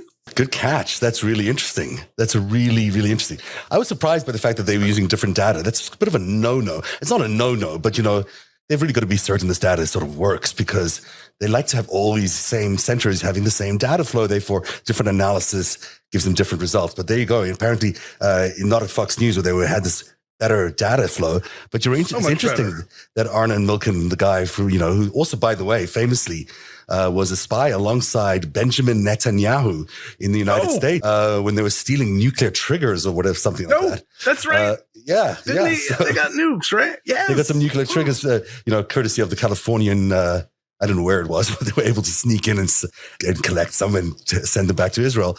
So, they've got Benjamin Netanyahu, you've got Arnon Milchan providing data now for Fox News' election analysis. That's really interesting. We know that Fox News is very pro-Israel, but I had no idea they were so pro-Israel, they were providing a whole data set for election results. Very pro-Israel. I mean, that's like pro-Mossad, full on. I mean, that's very interesting. And he put that name out there, obviously quite deliberately. He didn't just throw it out there by accident. I didn't figure that didn't as like, it's funny. I'm looking at the same automatic, instant subtitling everyone else is like Arnie, Michigan. I'm like, that was not Arnie, Michigan. That was Arnie Milchan. I heard it. You said, did I catch it? And I said, I didn't catch it because I was looking at the subtitles too. And I was like, it says Arnie, Michigan. I was like, well, who in Michigan was doing this stuff with him? Okay. So there you go. So now we know. Interesting. Good catch. And you know what's fun? I went and Googled it while it was going on. I was like, University of Chicago, Arnie Milchan. That's not easily Googleable. So I think that was a bit of an Easter egg out there. It's a good catch. For all you playing at home. We should really look into that because I think there's a lot more around the data flow. It's really interesting to me that they would have such a significant set of data. Having worked in those newsrooms, they try to keep things pretty even. They all have very strict rules about how they approach these things because they don't want to be stepping out ahead of other networks unless they have some, they would have to have this extra set of data because otherwise there's these outliers and people wouldn't know what to do with them. So they try to keep everything as standard as possible. But I guess not. I guess at Fox News, the decision desk has a different set of data provided by Arnon Milchan. Who knew? So at Fox News, instead of we report, you decide, is Israeli intelligence gives us intel, we report, you decide. Well, it's so interesting, right? Because we talk about the big lie and we talk about all these conspiracy theories that Fox News likes to air. And where do those actually originate from? I mean, some of them are so ridiculous you think they do maybe originate from the back pages of the internet. But more likely, they're originating at some sort of well thought out intelligence operation where they've thought of these things through and have gamed this out and have said, okay, these are the theories that we think are going to propel our candidate to maybe winning another election. I mean, how much are they, interacting with Facebook data or any other software platforms that might be going on there? Why is there a data set that can predict these election results better than everyone else has? That's also What was that data set? The U.S. has really advanced mathematicians, right? We can do this ourselves. So why would Fox? Well, I mean, now you put that together with the amount of investment from Saudi Arabia for years, or as we keep pounding the table on, what's his name, Rupert Murdoch, just freshly took another 100 million from the Bank of China. So, I mean, look, I said it, and the guys from Vox, about 4 of their editors said I was mentally ill back in 2017 when I mentioned this. They deleted all those tweets. It's a shame. We do have copies, guys. But all 4 of the top editors at Vox said I was mentally ill in March 2017 when I said Fox News is a hostile foreign propaganda operation. So 100%, you're 100% correct. I'm pretty sure it was Ezra, Klein? Matt Iglesias, certainly. Yeah. And a couple more of their dudes there. I think they said mentally ill. So anyways, now that we know that Mossad was running stuff there, I don't know, would we admit that, Mossad is a foreign intelligence It's a foreign intelligence agency. Is it hostile? I'm not sure Fox will, Maybe hostile. We'll see. I don't know. Here's the chairman. He's back at the podium. Let's see. Let's go back and join them and see what's going on. I now recognize the gentlewoman from California, Ms. Lofgren, for questions. Thank you, Mr. Chairman. Before the break, I think you all heard Mr. Barr and Mr. Donahue talk about the false claims that Mr. Trump and his supporters made about suitcases of fake ballots in Georgia. We have a witness here today who thoroughly investigated that issue. Mr. Pack, I want to thank you for appearing before us today. You were appointed by President Trump to serve as the U.S. Attorney for the Northern District of Georgia, and you served from 2017 until January of 2021. You were the lead federal prosecutor there and worked for the Department of Justice under then Attorney General Bill Barr. Now, were you ever asked by Attorney General Barr to investigate claims of voter fraud in the 2020 election? And if so, what were those claims? Thank you, Congressman Lofgren. Thank you for the question. Approximately December 4th, I believe, of 2020, Attorney General Barr and I had a conversation about an unrelated case to the case at issue. At the end of the conversation, Mr. Barr had asked me if I had seen a certain videotape that was being reported in the news where Mr. Giuliani, in a Senate subcommittee hearing that was held the day before, May 3rd, showed a videotape of a purportedly a security tape at the State Farm Arena in Atlanta, which is also in Fulton County in the city of Atlanta. City of, yes. At the time, Mr. Barr asked me that he had made a public statement that he had not seen any widespread election fraud that would question the outcome of the election. And because of the videotape and the serious allegation that Mr. Giuliani was making with respect to the suitcase full of ballots purported in the video, he asked me to find out what I could about it, because he had envisioned that in some days after our call that he was going to go to the White House for a meeting, and then that issue might come up. He asked me to make it a priority to get to the bottom of, to try to substantiate the allegation made by Mr. Giuliani. Thank you. I understand the Georgia Secretary of State's office investigated those State Farm Arena allegations and didn't find any evidence of fraud. What did you find when your office conducted its own investigation? We found that the suitcase full of ballots, the alleged black suitcase that was being seen pulled from under the table, was actually an official lockbox where ballots were kept safe. We found out that there was a mistake in terms of there was a misunderstanding that they were done counting ballots or tallying ballots for the night.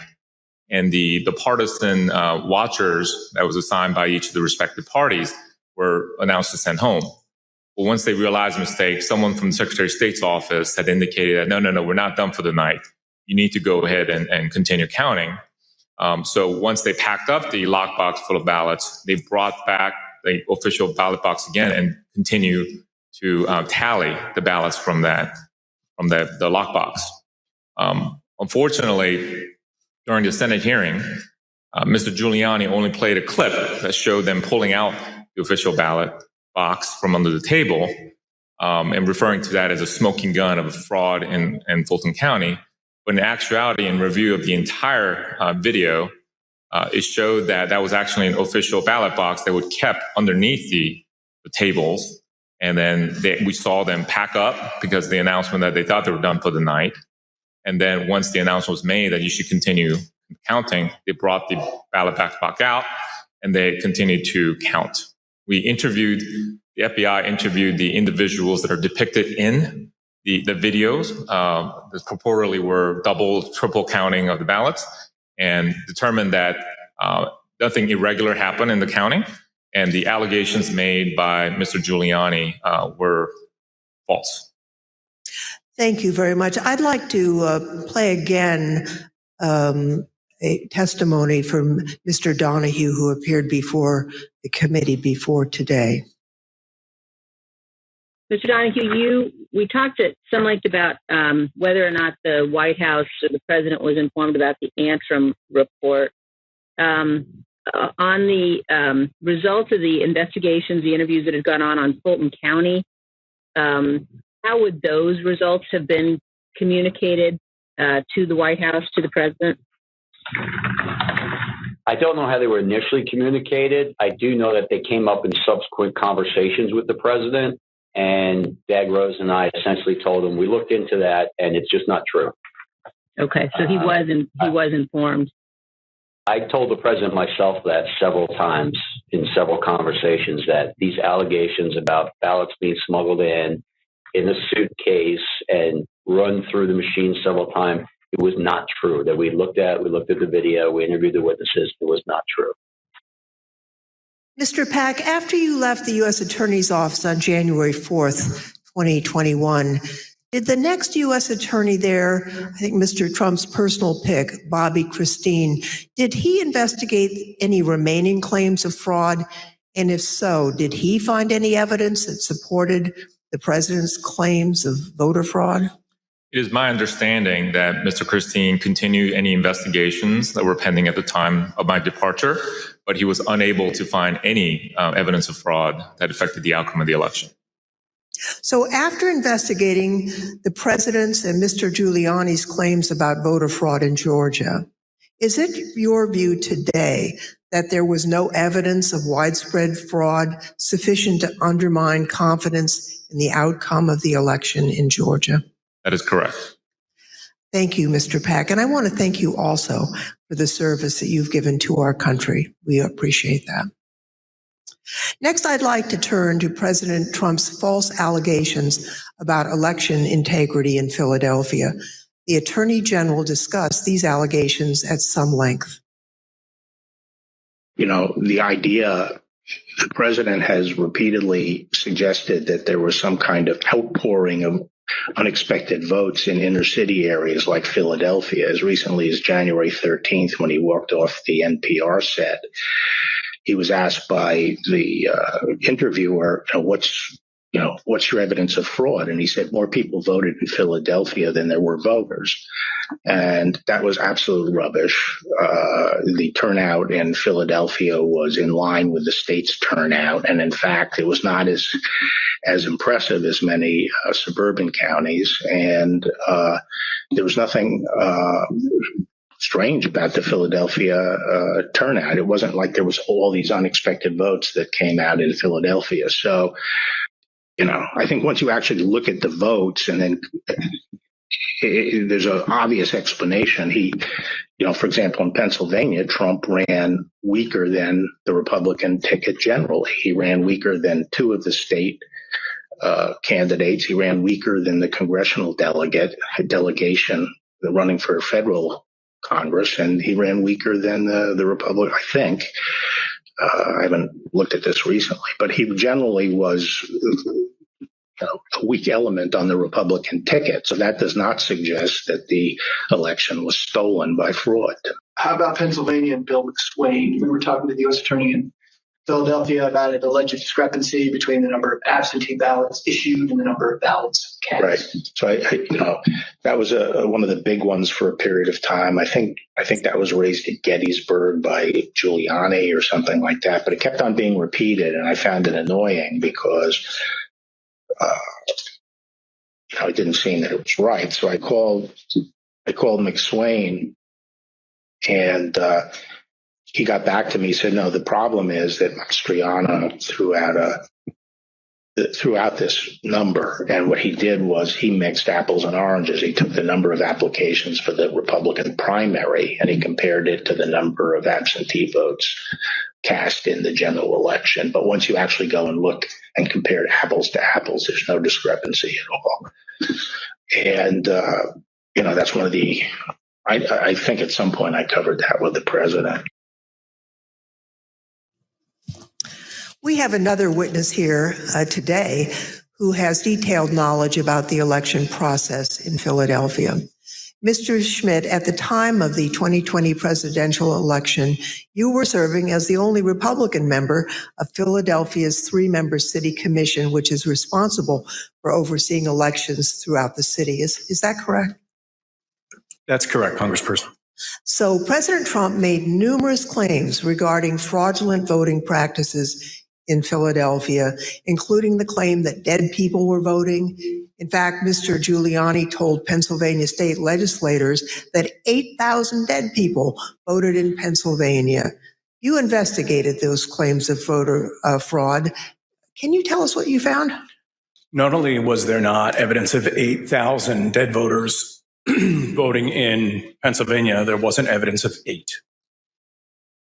We took seriously every case that was referred to us, no matter how fantastical, no matter how absurd, and took every one of those seriously, including these. As it turns out, even Mr. Trump's campaign lawyers knew that the dead voter claims weren't valid. I guess the crooks in Philadelphia are disappointed in this. They only submitted 8,021 ballots from dead people, mail-in ballots for dead people.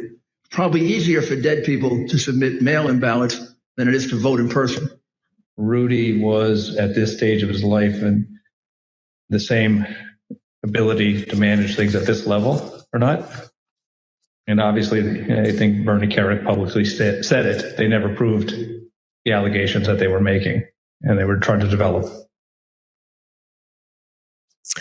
Mr. Schmidt, on November 11th, 2020, President Trump tweeted about you, saying, and here's a quote, "A guy named Al Schmidt, a Philadelphia commissioner and so-called Republican or rhino, is being used big time by the fake news media to explain how honest things were with respect to the election in Philadelphia. He refuses to look at a mountain of corruption, dishonesty. We win." As a result of that tweet and the CNN interview you gave where you stated the dead voter claims in Pennsylvania were false, you and your staff were subjected to disturbing threats. Can you tell us about that? The threats prior to that tweet, and on some level it feels almost silly to talk about a tweet, but we can really see the impact that they have, because prior to that, the threats were pretty general in nature. Corrupt election officials in Philadelphia are going to get what's coming to them. You're what the Second Amendment is for. You're walking into the lion's den, all sorts of things like that.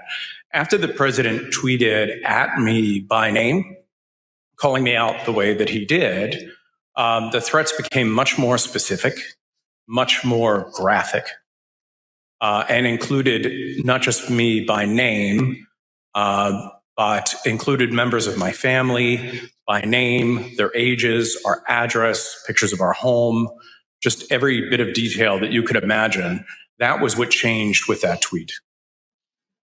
Behind me are redacted threats that you received, that you provided to the committee. Now, we redacted portions of the text to protect your family. Mr. Schmidt, I think I speak for all of my colleagues when I say we are deeply sorry for what you and your loved ones have been through. And I also want to thank you for your service to your country and for standing up for the rule of law. I want to thank both Mr. Pack and Mr. Schmidt for their service, their testimony, and for standing up for the rule of law. Now, I'd like to turn to another subject. The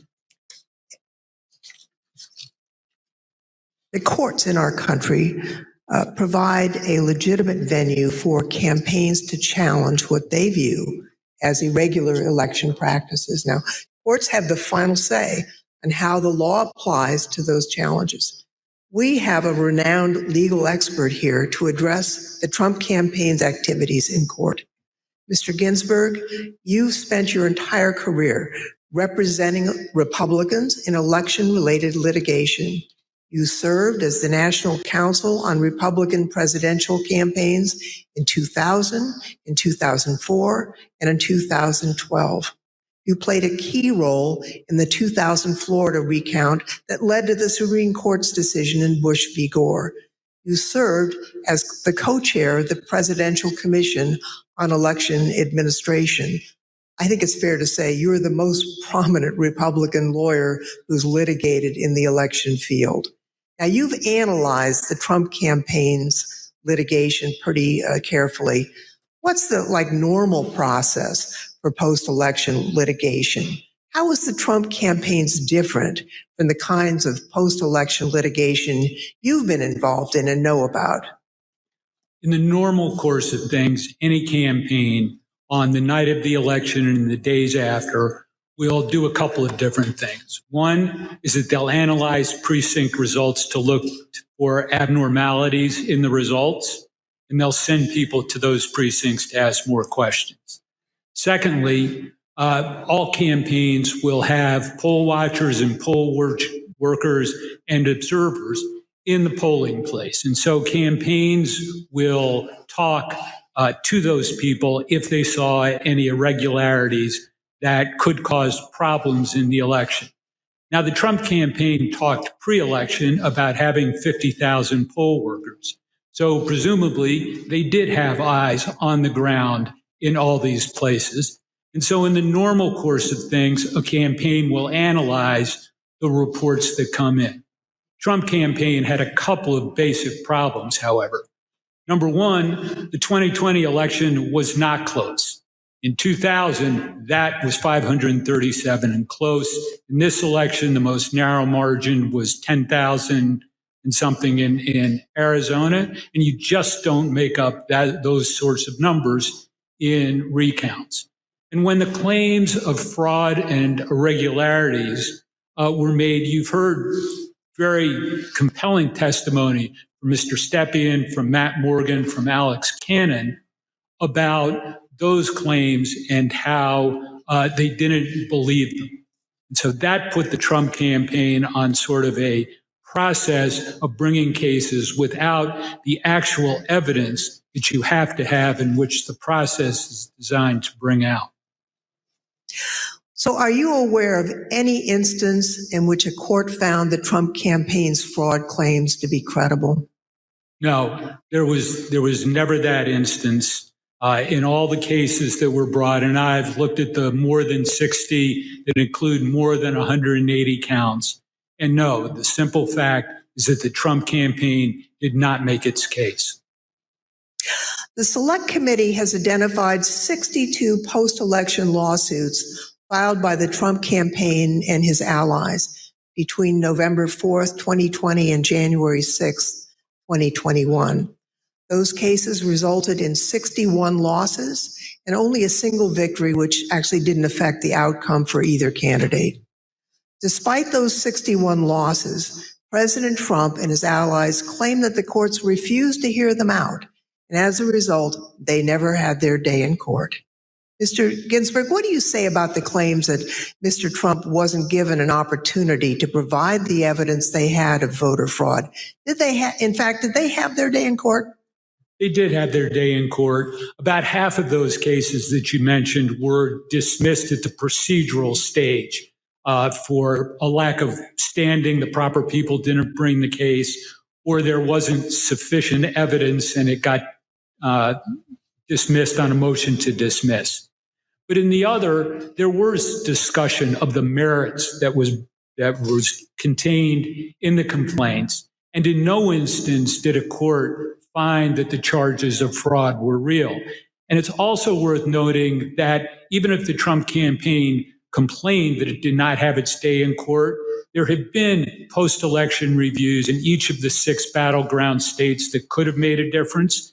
And those ranged from the somewhat farcical Cyber Ninjas case in Arizona to the Michigan Senate report that was mentioned earlier, the hand recount in Georgia that Mr. Pack addressed. And in each one of those instances, there was no credible evidence of fraud produced by the Trump campaign or his supporters. Thank you. As Mr. Ginsburg has explained, there are no cases where the Trump campaign was able to convince a court that there was widespread fraud or irregularities in the 2020 election. Over and over, judges appointed by Democrats and Republicans alike directly refuted this false narrative. They called out the Trump campaign's lack of evidence for its claims, and the judges did that even in cases where they could have simply thrown out the lawsuit without writing a word. You can see behind me a few excerpts from the decisions in these 62 cases. The Trump campaign's lack of evidence was criticized by judges across the political spectrum. In Pennsylvania, a Trump-appointed judge concluded, quote, "Charges require specific allegations and proof. We have neither here." Another Trump-appointed judge warned that if cases like these succeeded, quote, "Any disappointed loser in a presidential election able to hire a team of clever lawyers could flag claim deviations from election results and cast doubt on election results." The list goes on and on. Allegations are called, quote, "an amalgamation of theories, conjecture, and speculation." In another, strained legal arguments without merit, unsupported by evidence, derived from wholly unreliable sources, a fundamental and obvious misreading of the Constitution. The rejection of President Trump's litigation efforts was overwhelming. 22 federal judges appointed by Republican presidents, including 10 appointed by President Trump himself, and at least 24 elected or appointed Republican state judges dismissed the president's claims. At least 11 lawyers have been referred for disciplinary proceedings due to bad faith and baseless efforts to undermine the outcome of the 2020 presidential election. Rudy Giuliani had his license to practice law suspended in New York. And just this week, a newly filed complaint will potentially make his suspension from practicing law in D.C. permanent. And as we've just heard from perhaps the most preeminent Republican election lawyer in recent history, the Trump campaign's unprecedented effort to overturn its election laws in court was a deeply damaging abuse of the judicial process. As stated by U.S. District Court Judge David Carter, this was, quote, "a coup in search of a legal theory." Thank you, Mr. Chairman. I yield back. I want to thank our witnesses for joining us today. The members of the Select Committee may have additional questions for today's witnesses, and we ask that you respond expeditiously in writing to those questions. Without objection, members will be permitted 10 business days to submit statements for the record, including opening remarks and additional questions for the witnesses. The second panel of witnesses is now dismissed.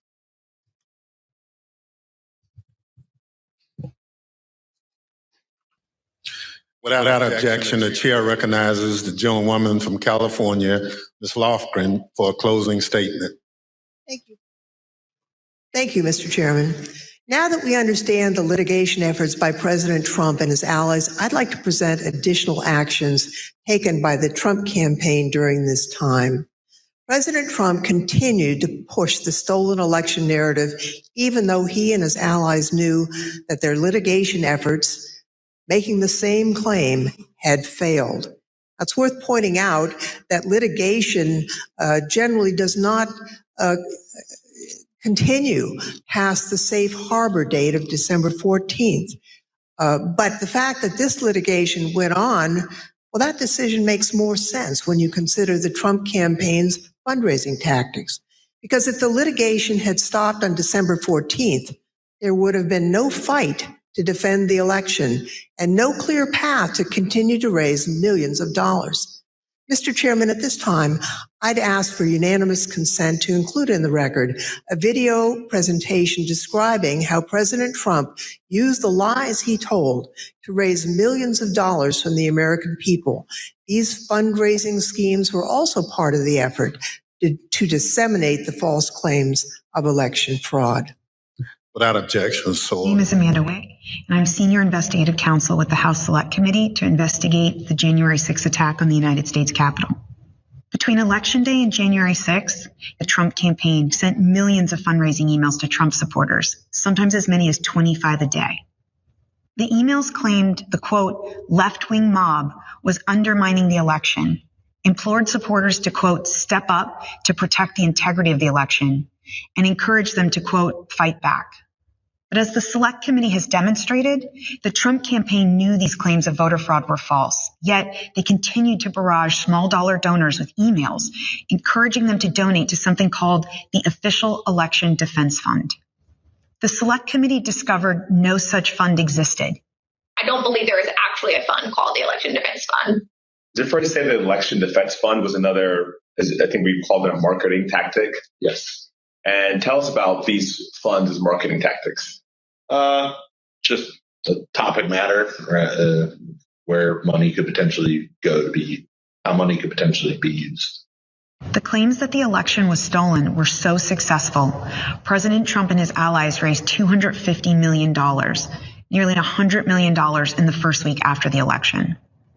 On November 9th, 2020, President Trump created a separate entity called the Save America PAC. Most of the money raised went to this newly created PAC, not to election-related litigation.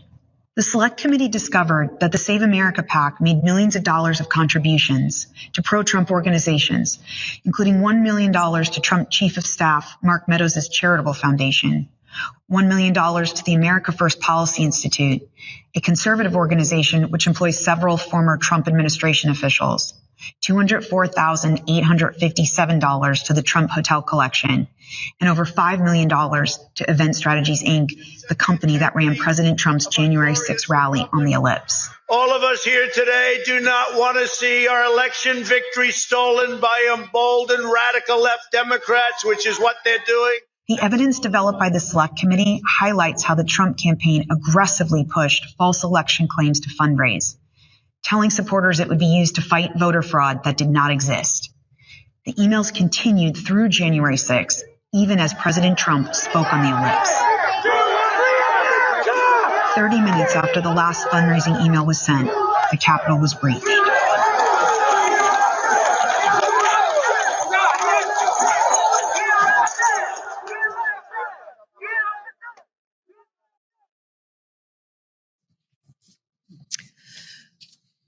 Every American is entitled and encouraged to participate in our electoral process. Political fundraising is part of that. Small dollar donors use scarce disposable income to support candidates and causes of their choosing, to make their voices heard. And those donors deserve the truth about what those funds will be used for. Throughout the committee's investigation, we found evidence that the Trump campaign and its surrogates misled donors as to where their funds would go and what they would be used for. So not only was there the big lie, there was the big ripoff. Donors deserve to know where their funds are really going. They deserve better than what President Trump and his team did. Mr. Chairman, I yield back. Without objection, the chair recognizes the gentlewoman from Wyoming, Ms. Cheney, for a closing statement. Thank you very much, Mr. Chairman. Mr. Chairman, I would like to thank all of our witnesses today.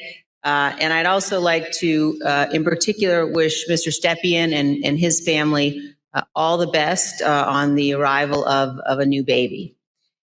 Today's hearing, Mr. Chairman, was very narrowly focused.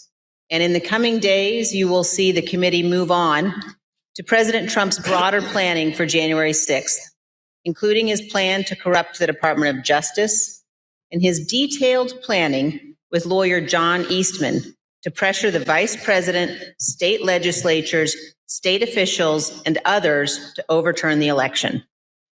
Let me leave you today with one clip to preview what you will see in one of our hearings to come. This is the testimony of White House lawyer Eric Hirschman. John Eastman called Mr. Hirschman the day after January 6th, and here is how that conversation went. I said to him, "Are you out of your effing mind?" Right? I said, I only want to hear two words coming out of your mouth from now on. Orderly transition.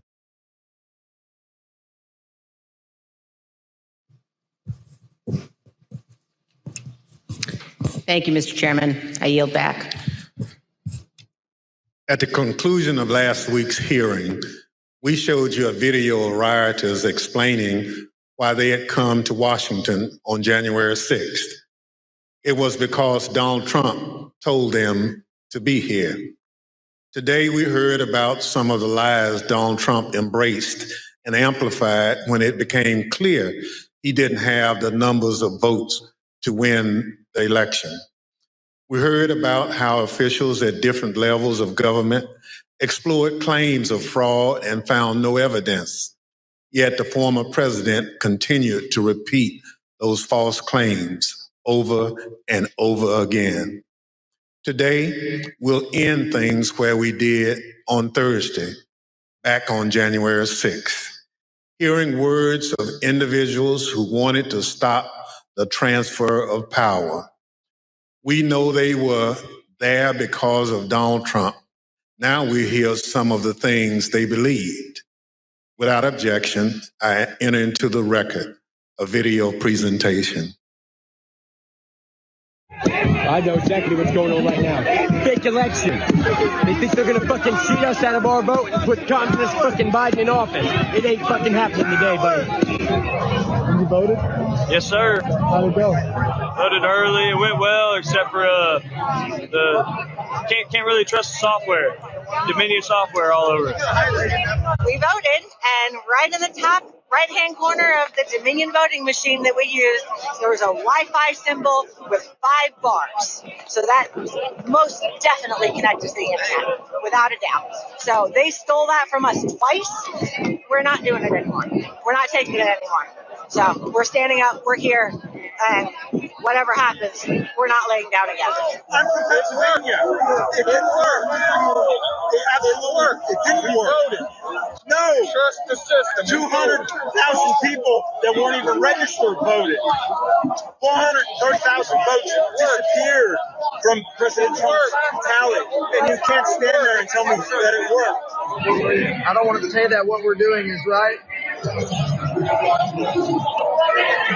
But if the election's being stolen, what is it going to take?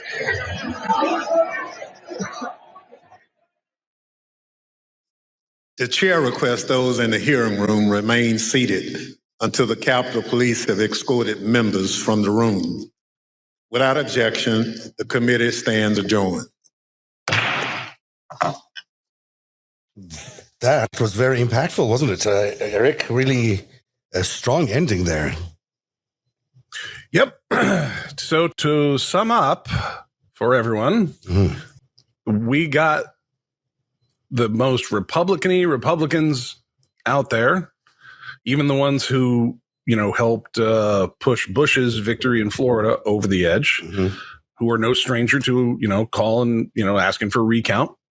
And they thought this was insane because it wasn't even close. And, I think the great wrap up there from Zoe Lofgren is, why did they keep these ridiculous arguments going? 1, so they could keep collecting money. 2, so they could keep all of this going up until the point that we would have this coup d'etat attempt, because you have to have a predicate for it. You have to have a narrative to give to these people. And they showed that video at the end. It was really important. I imagine in in some of the hearings to come, we're going to see more about the tactics, techniques, money, who organized that attack on the Capitol. and the 50 state capitals. Who was behind that? But you got to know how the propaganda that they believed to justify it, how that was propagated, but very specifically how it was propagated. Because we know, he tweets stuff, and Rudy Giuliani's ridiculous, but it's more organized than that. Way more organized. It's almost like, when I look at, they said the America First Policies Institute, got a bunch of money from the fundraising, not the litigation. That money seems to have, if you look at the people of the AFPI, I mean, it's just a long list of foreign agents in a lot of ways.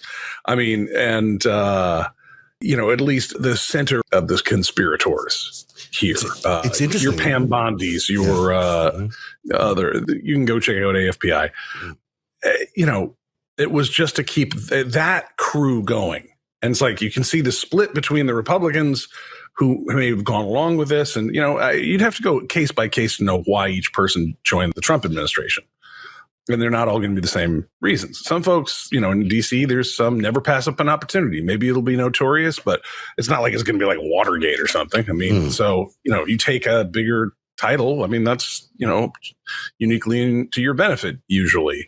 But here it's like you split company between the people that cannot get off this Trump train at all. And it's so interesting that you point all of that out, because the money, at that last clip, there was one little line in there, I think, that said the money that they raised from the big lie went to fund the organization that actually ran the event on January the 6th.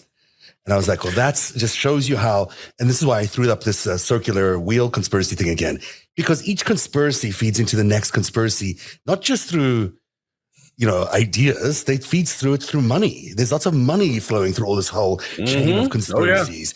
And that's how they land up with $250 million out of lying to the American population. That's how they land up with that huge number of money given to them by Americans who care about elections. And then who knows what they did with it? Who knows where that money is right now? And so every little bit of these conspiracies were not just done for him to stay in power. There was a genuine belief that they would walk away with a ton of money, and they did walk away with a ton of money. And then to close the whole event today with that one clip of all those January the 6th people saying that that's why they came, because the elections were in fact stolen based on these big lies. I mean, that just completes the loop here for me. And I'm sure it does for the audience at home, how, this was started by Donald Trump. It was executed through various different conspiracies by Donald Trump's direction, and it ultimately lands up with the people on January the 6th showing up there and trying to overthrow the election results. Yeah. It's a big cycle. And I was just thinking, the money coming in, my reverie, I was thinking about how do you fund intelligence operations in somebody else's soil? You're going to get a big pool of money that says it's for one thing, but then you can parse that out to vendors. And the U.S. system, guys, it's really simple. You have a nonprofit that it puts on an event, and that, let's say you're going to have a political movement that is, they say, but God, we're trying to reach moderate voters, but they don't ever really target those voters in swing states or whatever, but they got a bajillion dollars. Then they hire vendors. Now, I don't mean anyone in particular, but let's say you did have a structure like that. You might be able to take in, tens of millions of dollars through, Utah, and then, spread that out to different vendors. Those vendors could do all sorts of things on the ground for you. They could pay for other people and things. And this is how spy operations work. Just, FYI. In fact, we know that during the whole event, the whole build-up into all of this, some of the people who threw those Stop the Steal events in various small parts of America were, Russian origin, unusual Russian origin, hadn't been previously linked to, this kind of activity before. And suddenly they were like big pro-Trumpers throwing, truck rallies around the country.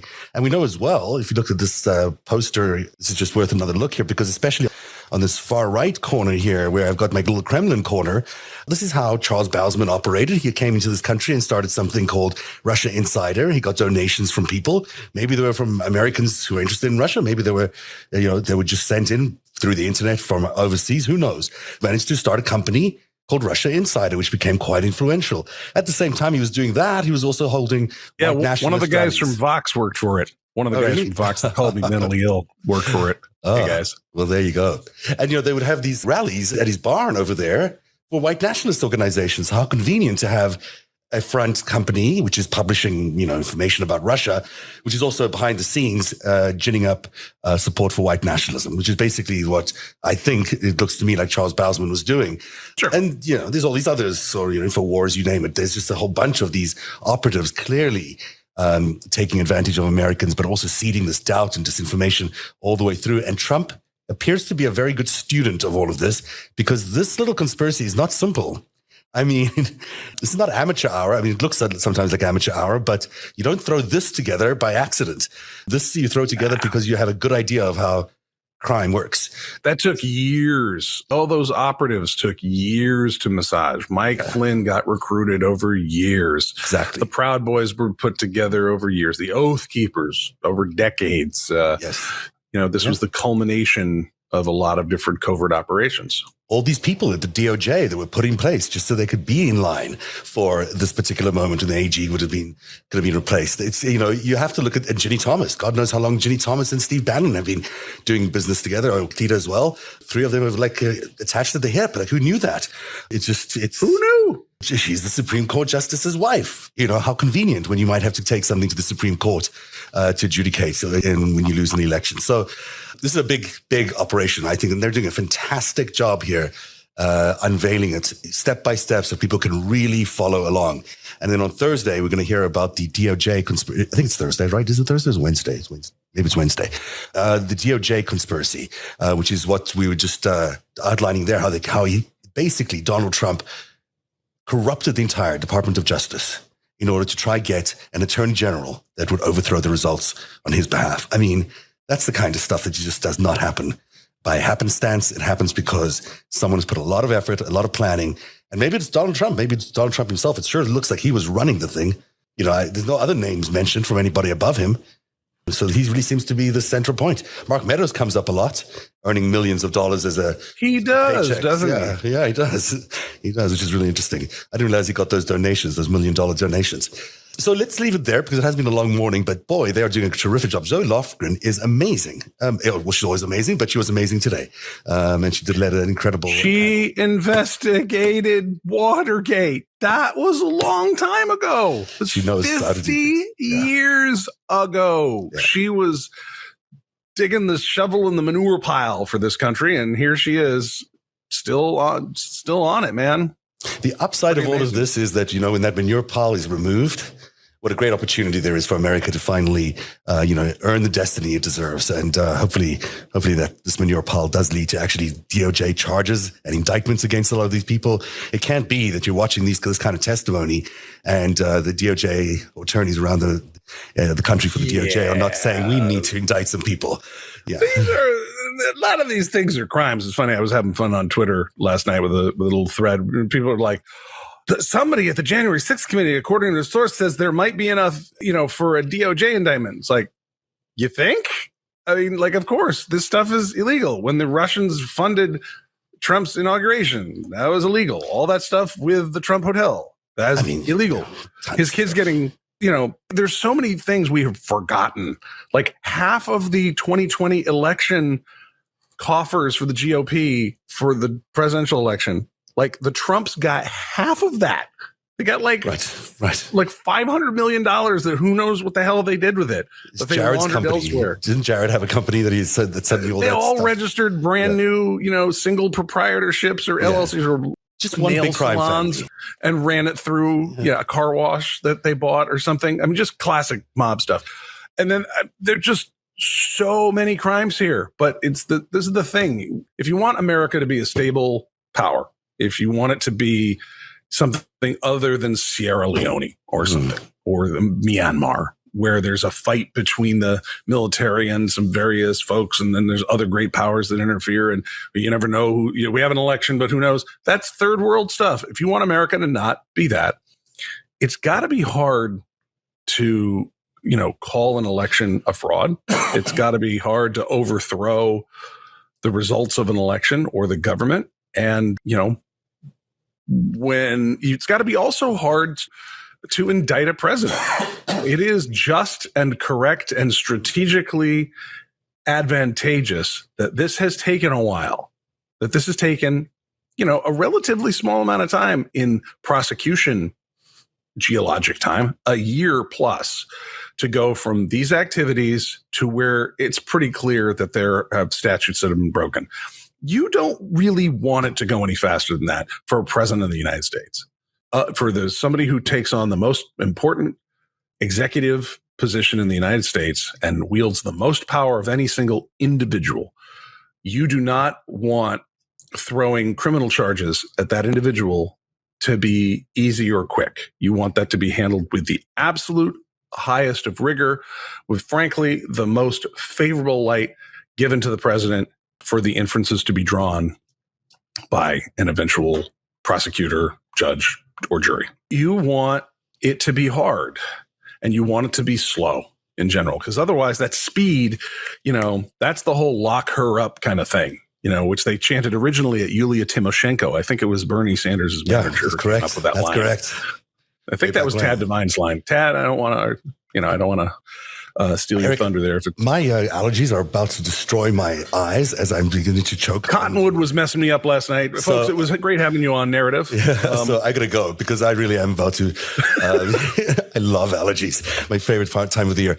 Thanks, everyone, for being here tonight. We'll be here again on Wednesday. I believe it is Wednesday. I hope it is Wednesday. And until then, have a great day. Narrative is made possible by viewers like you.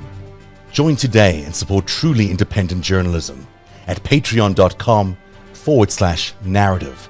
That's patreon.com/narrative.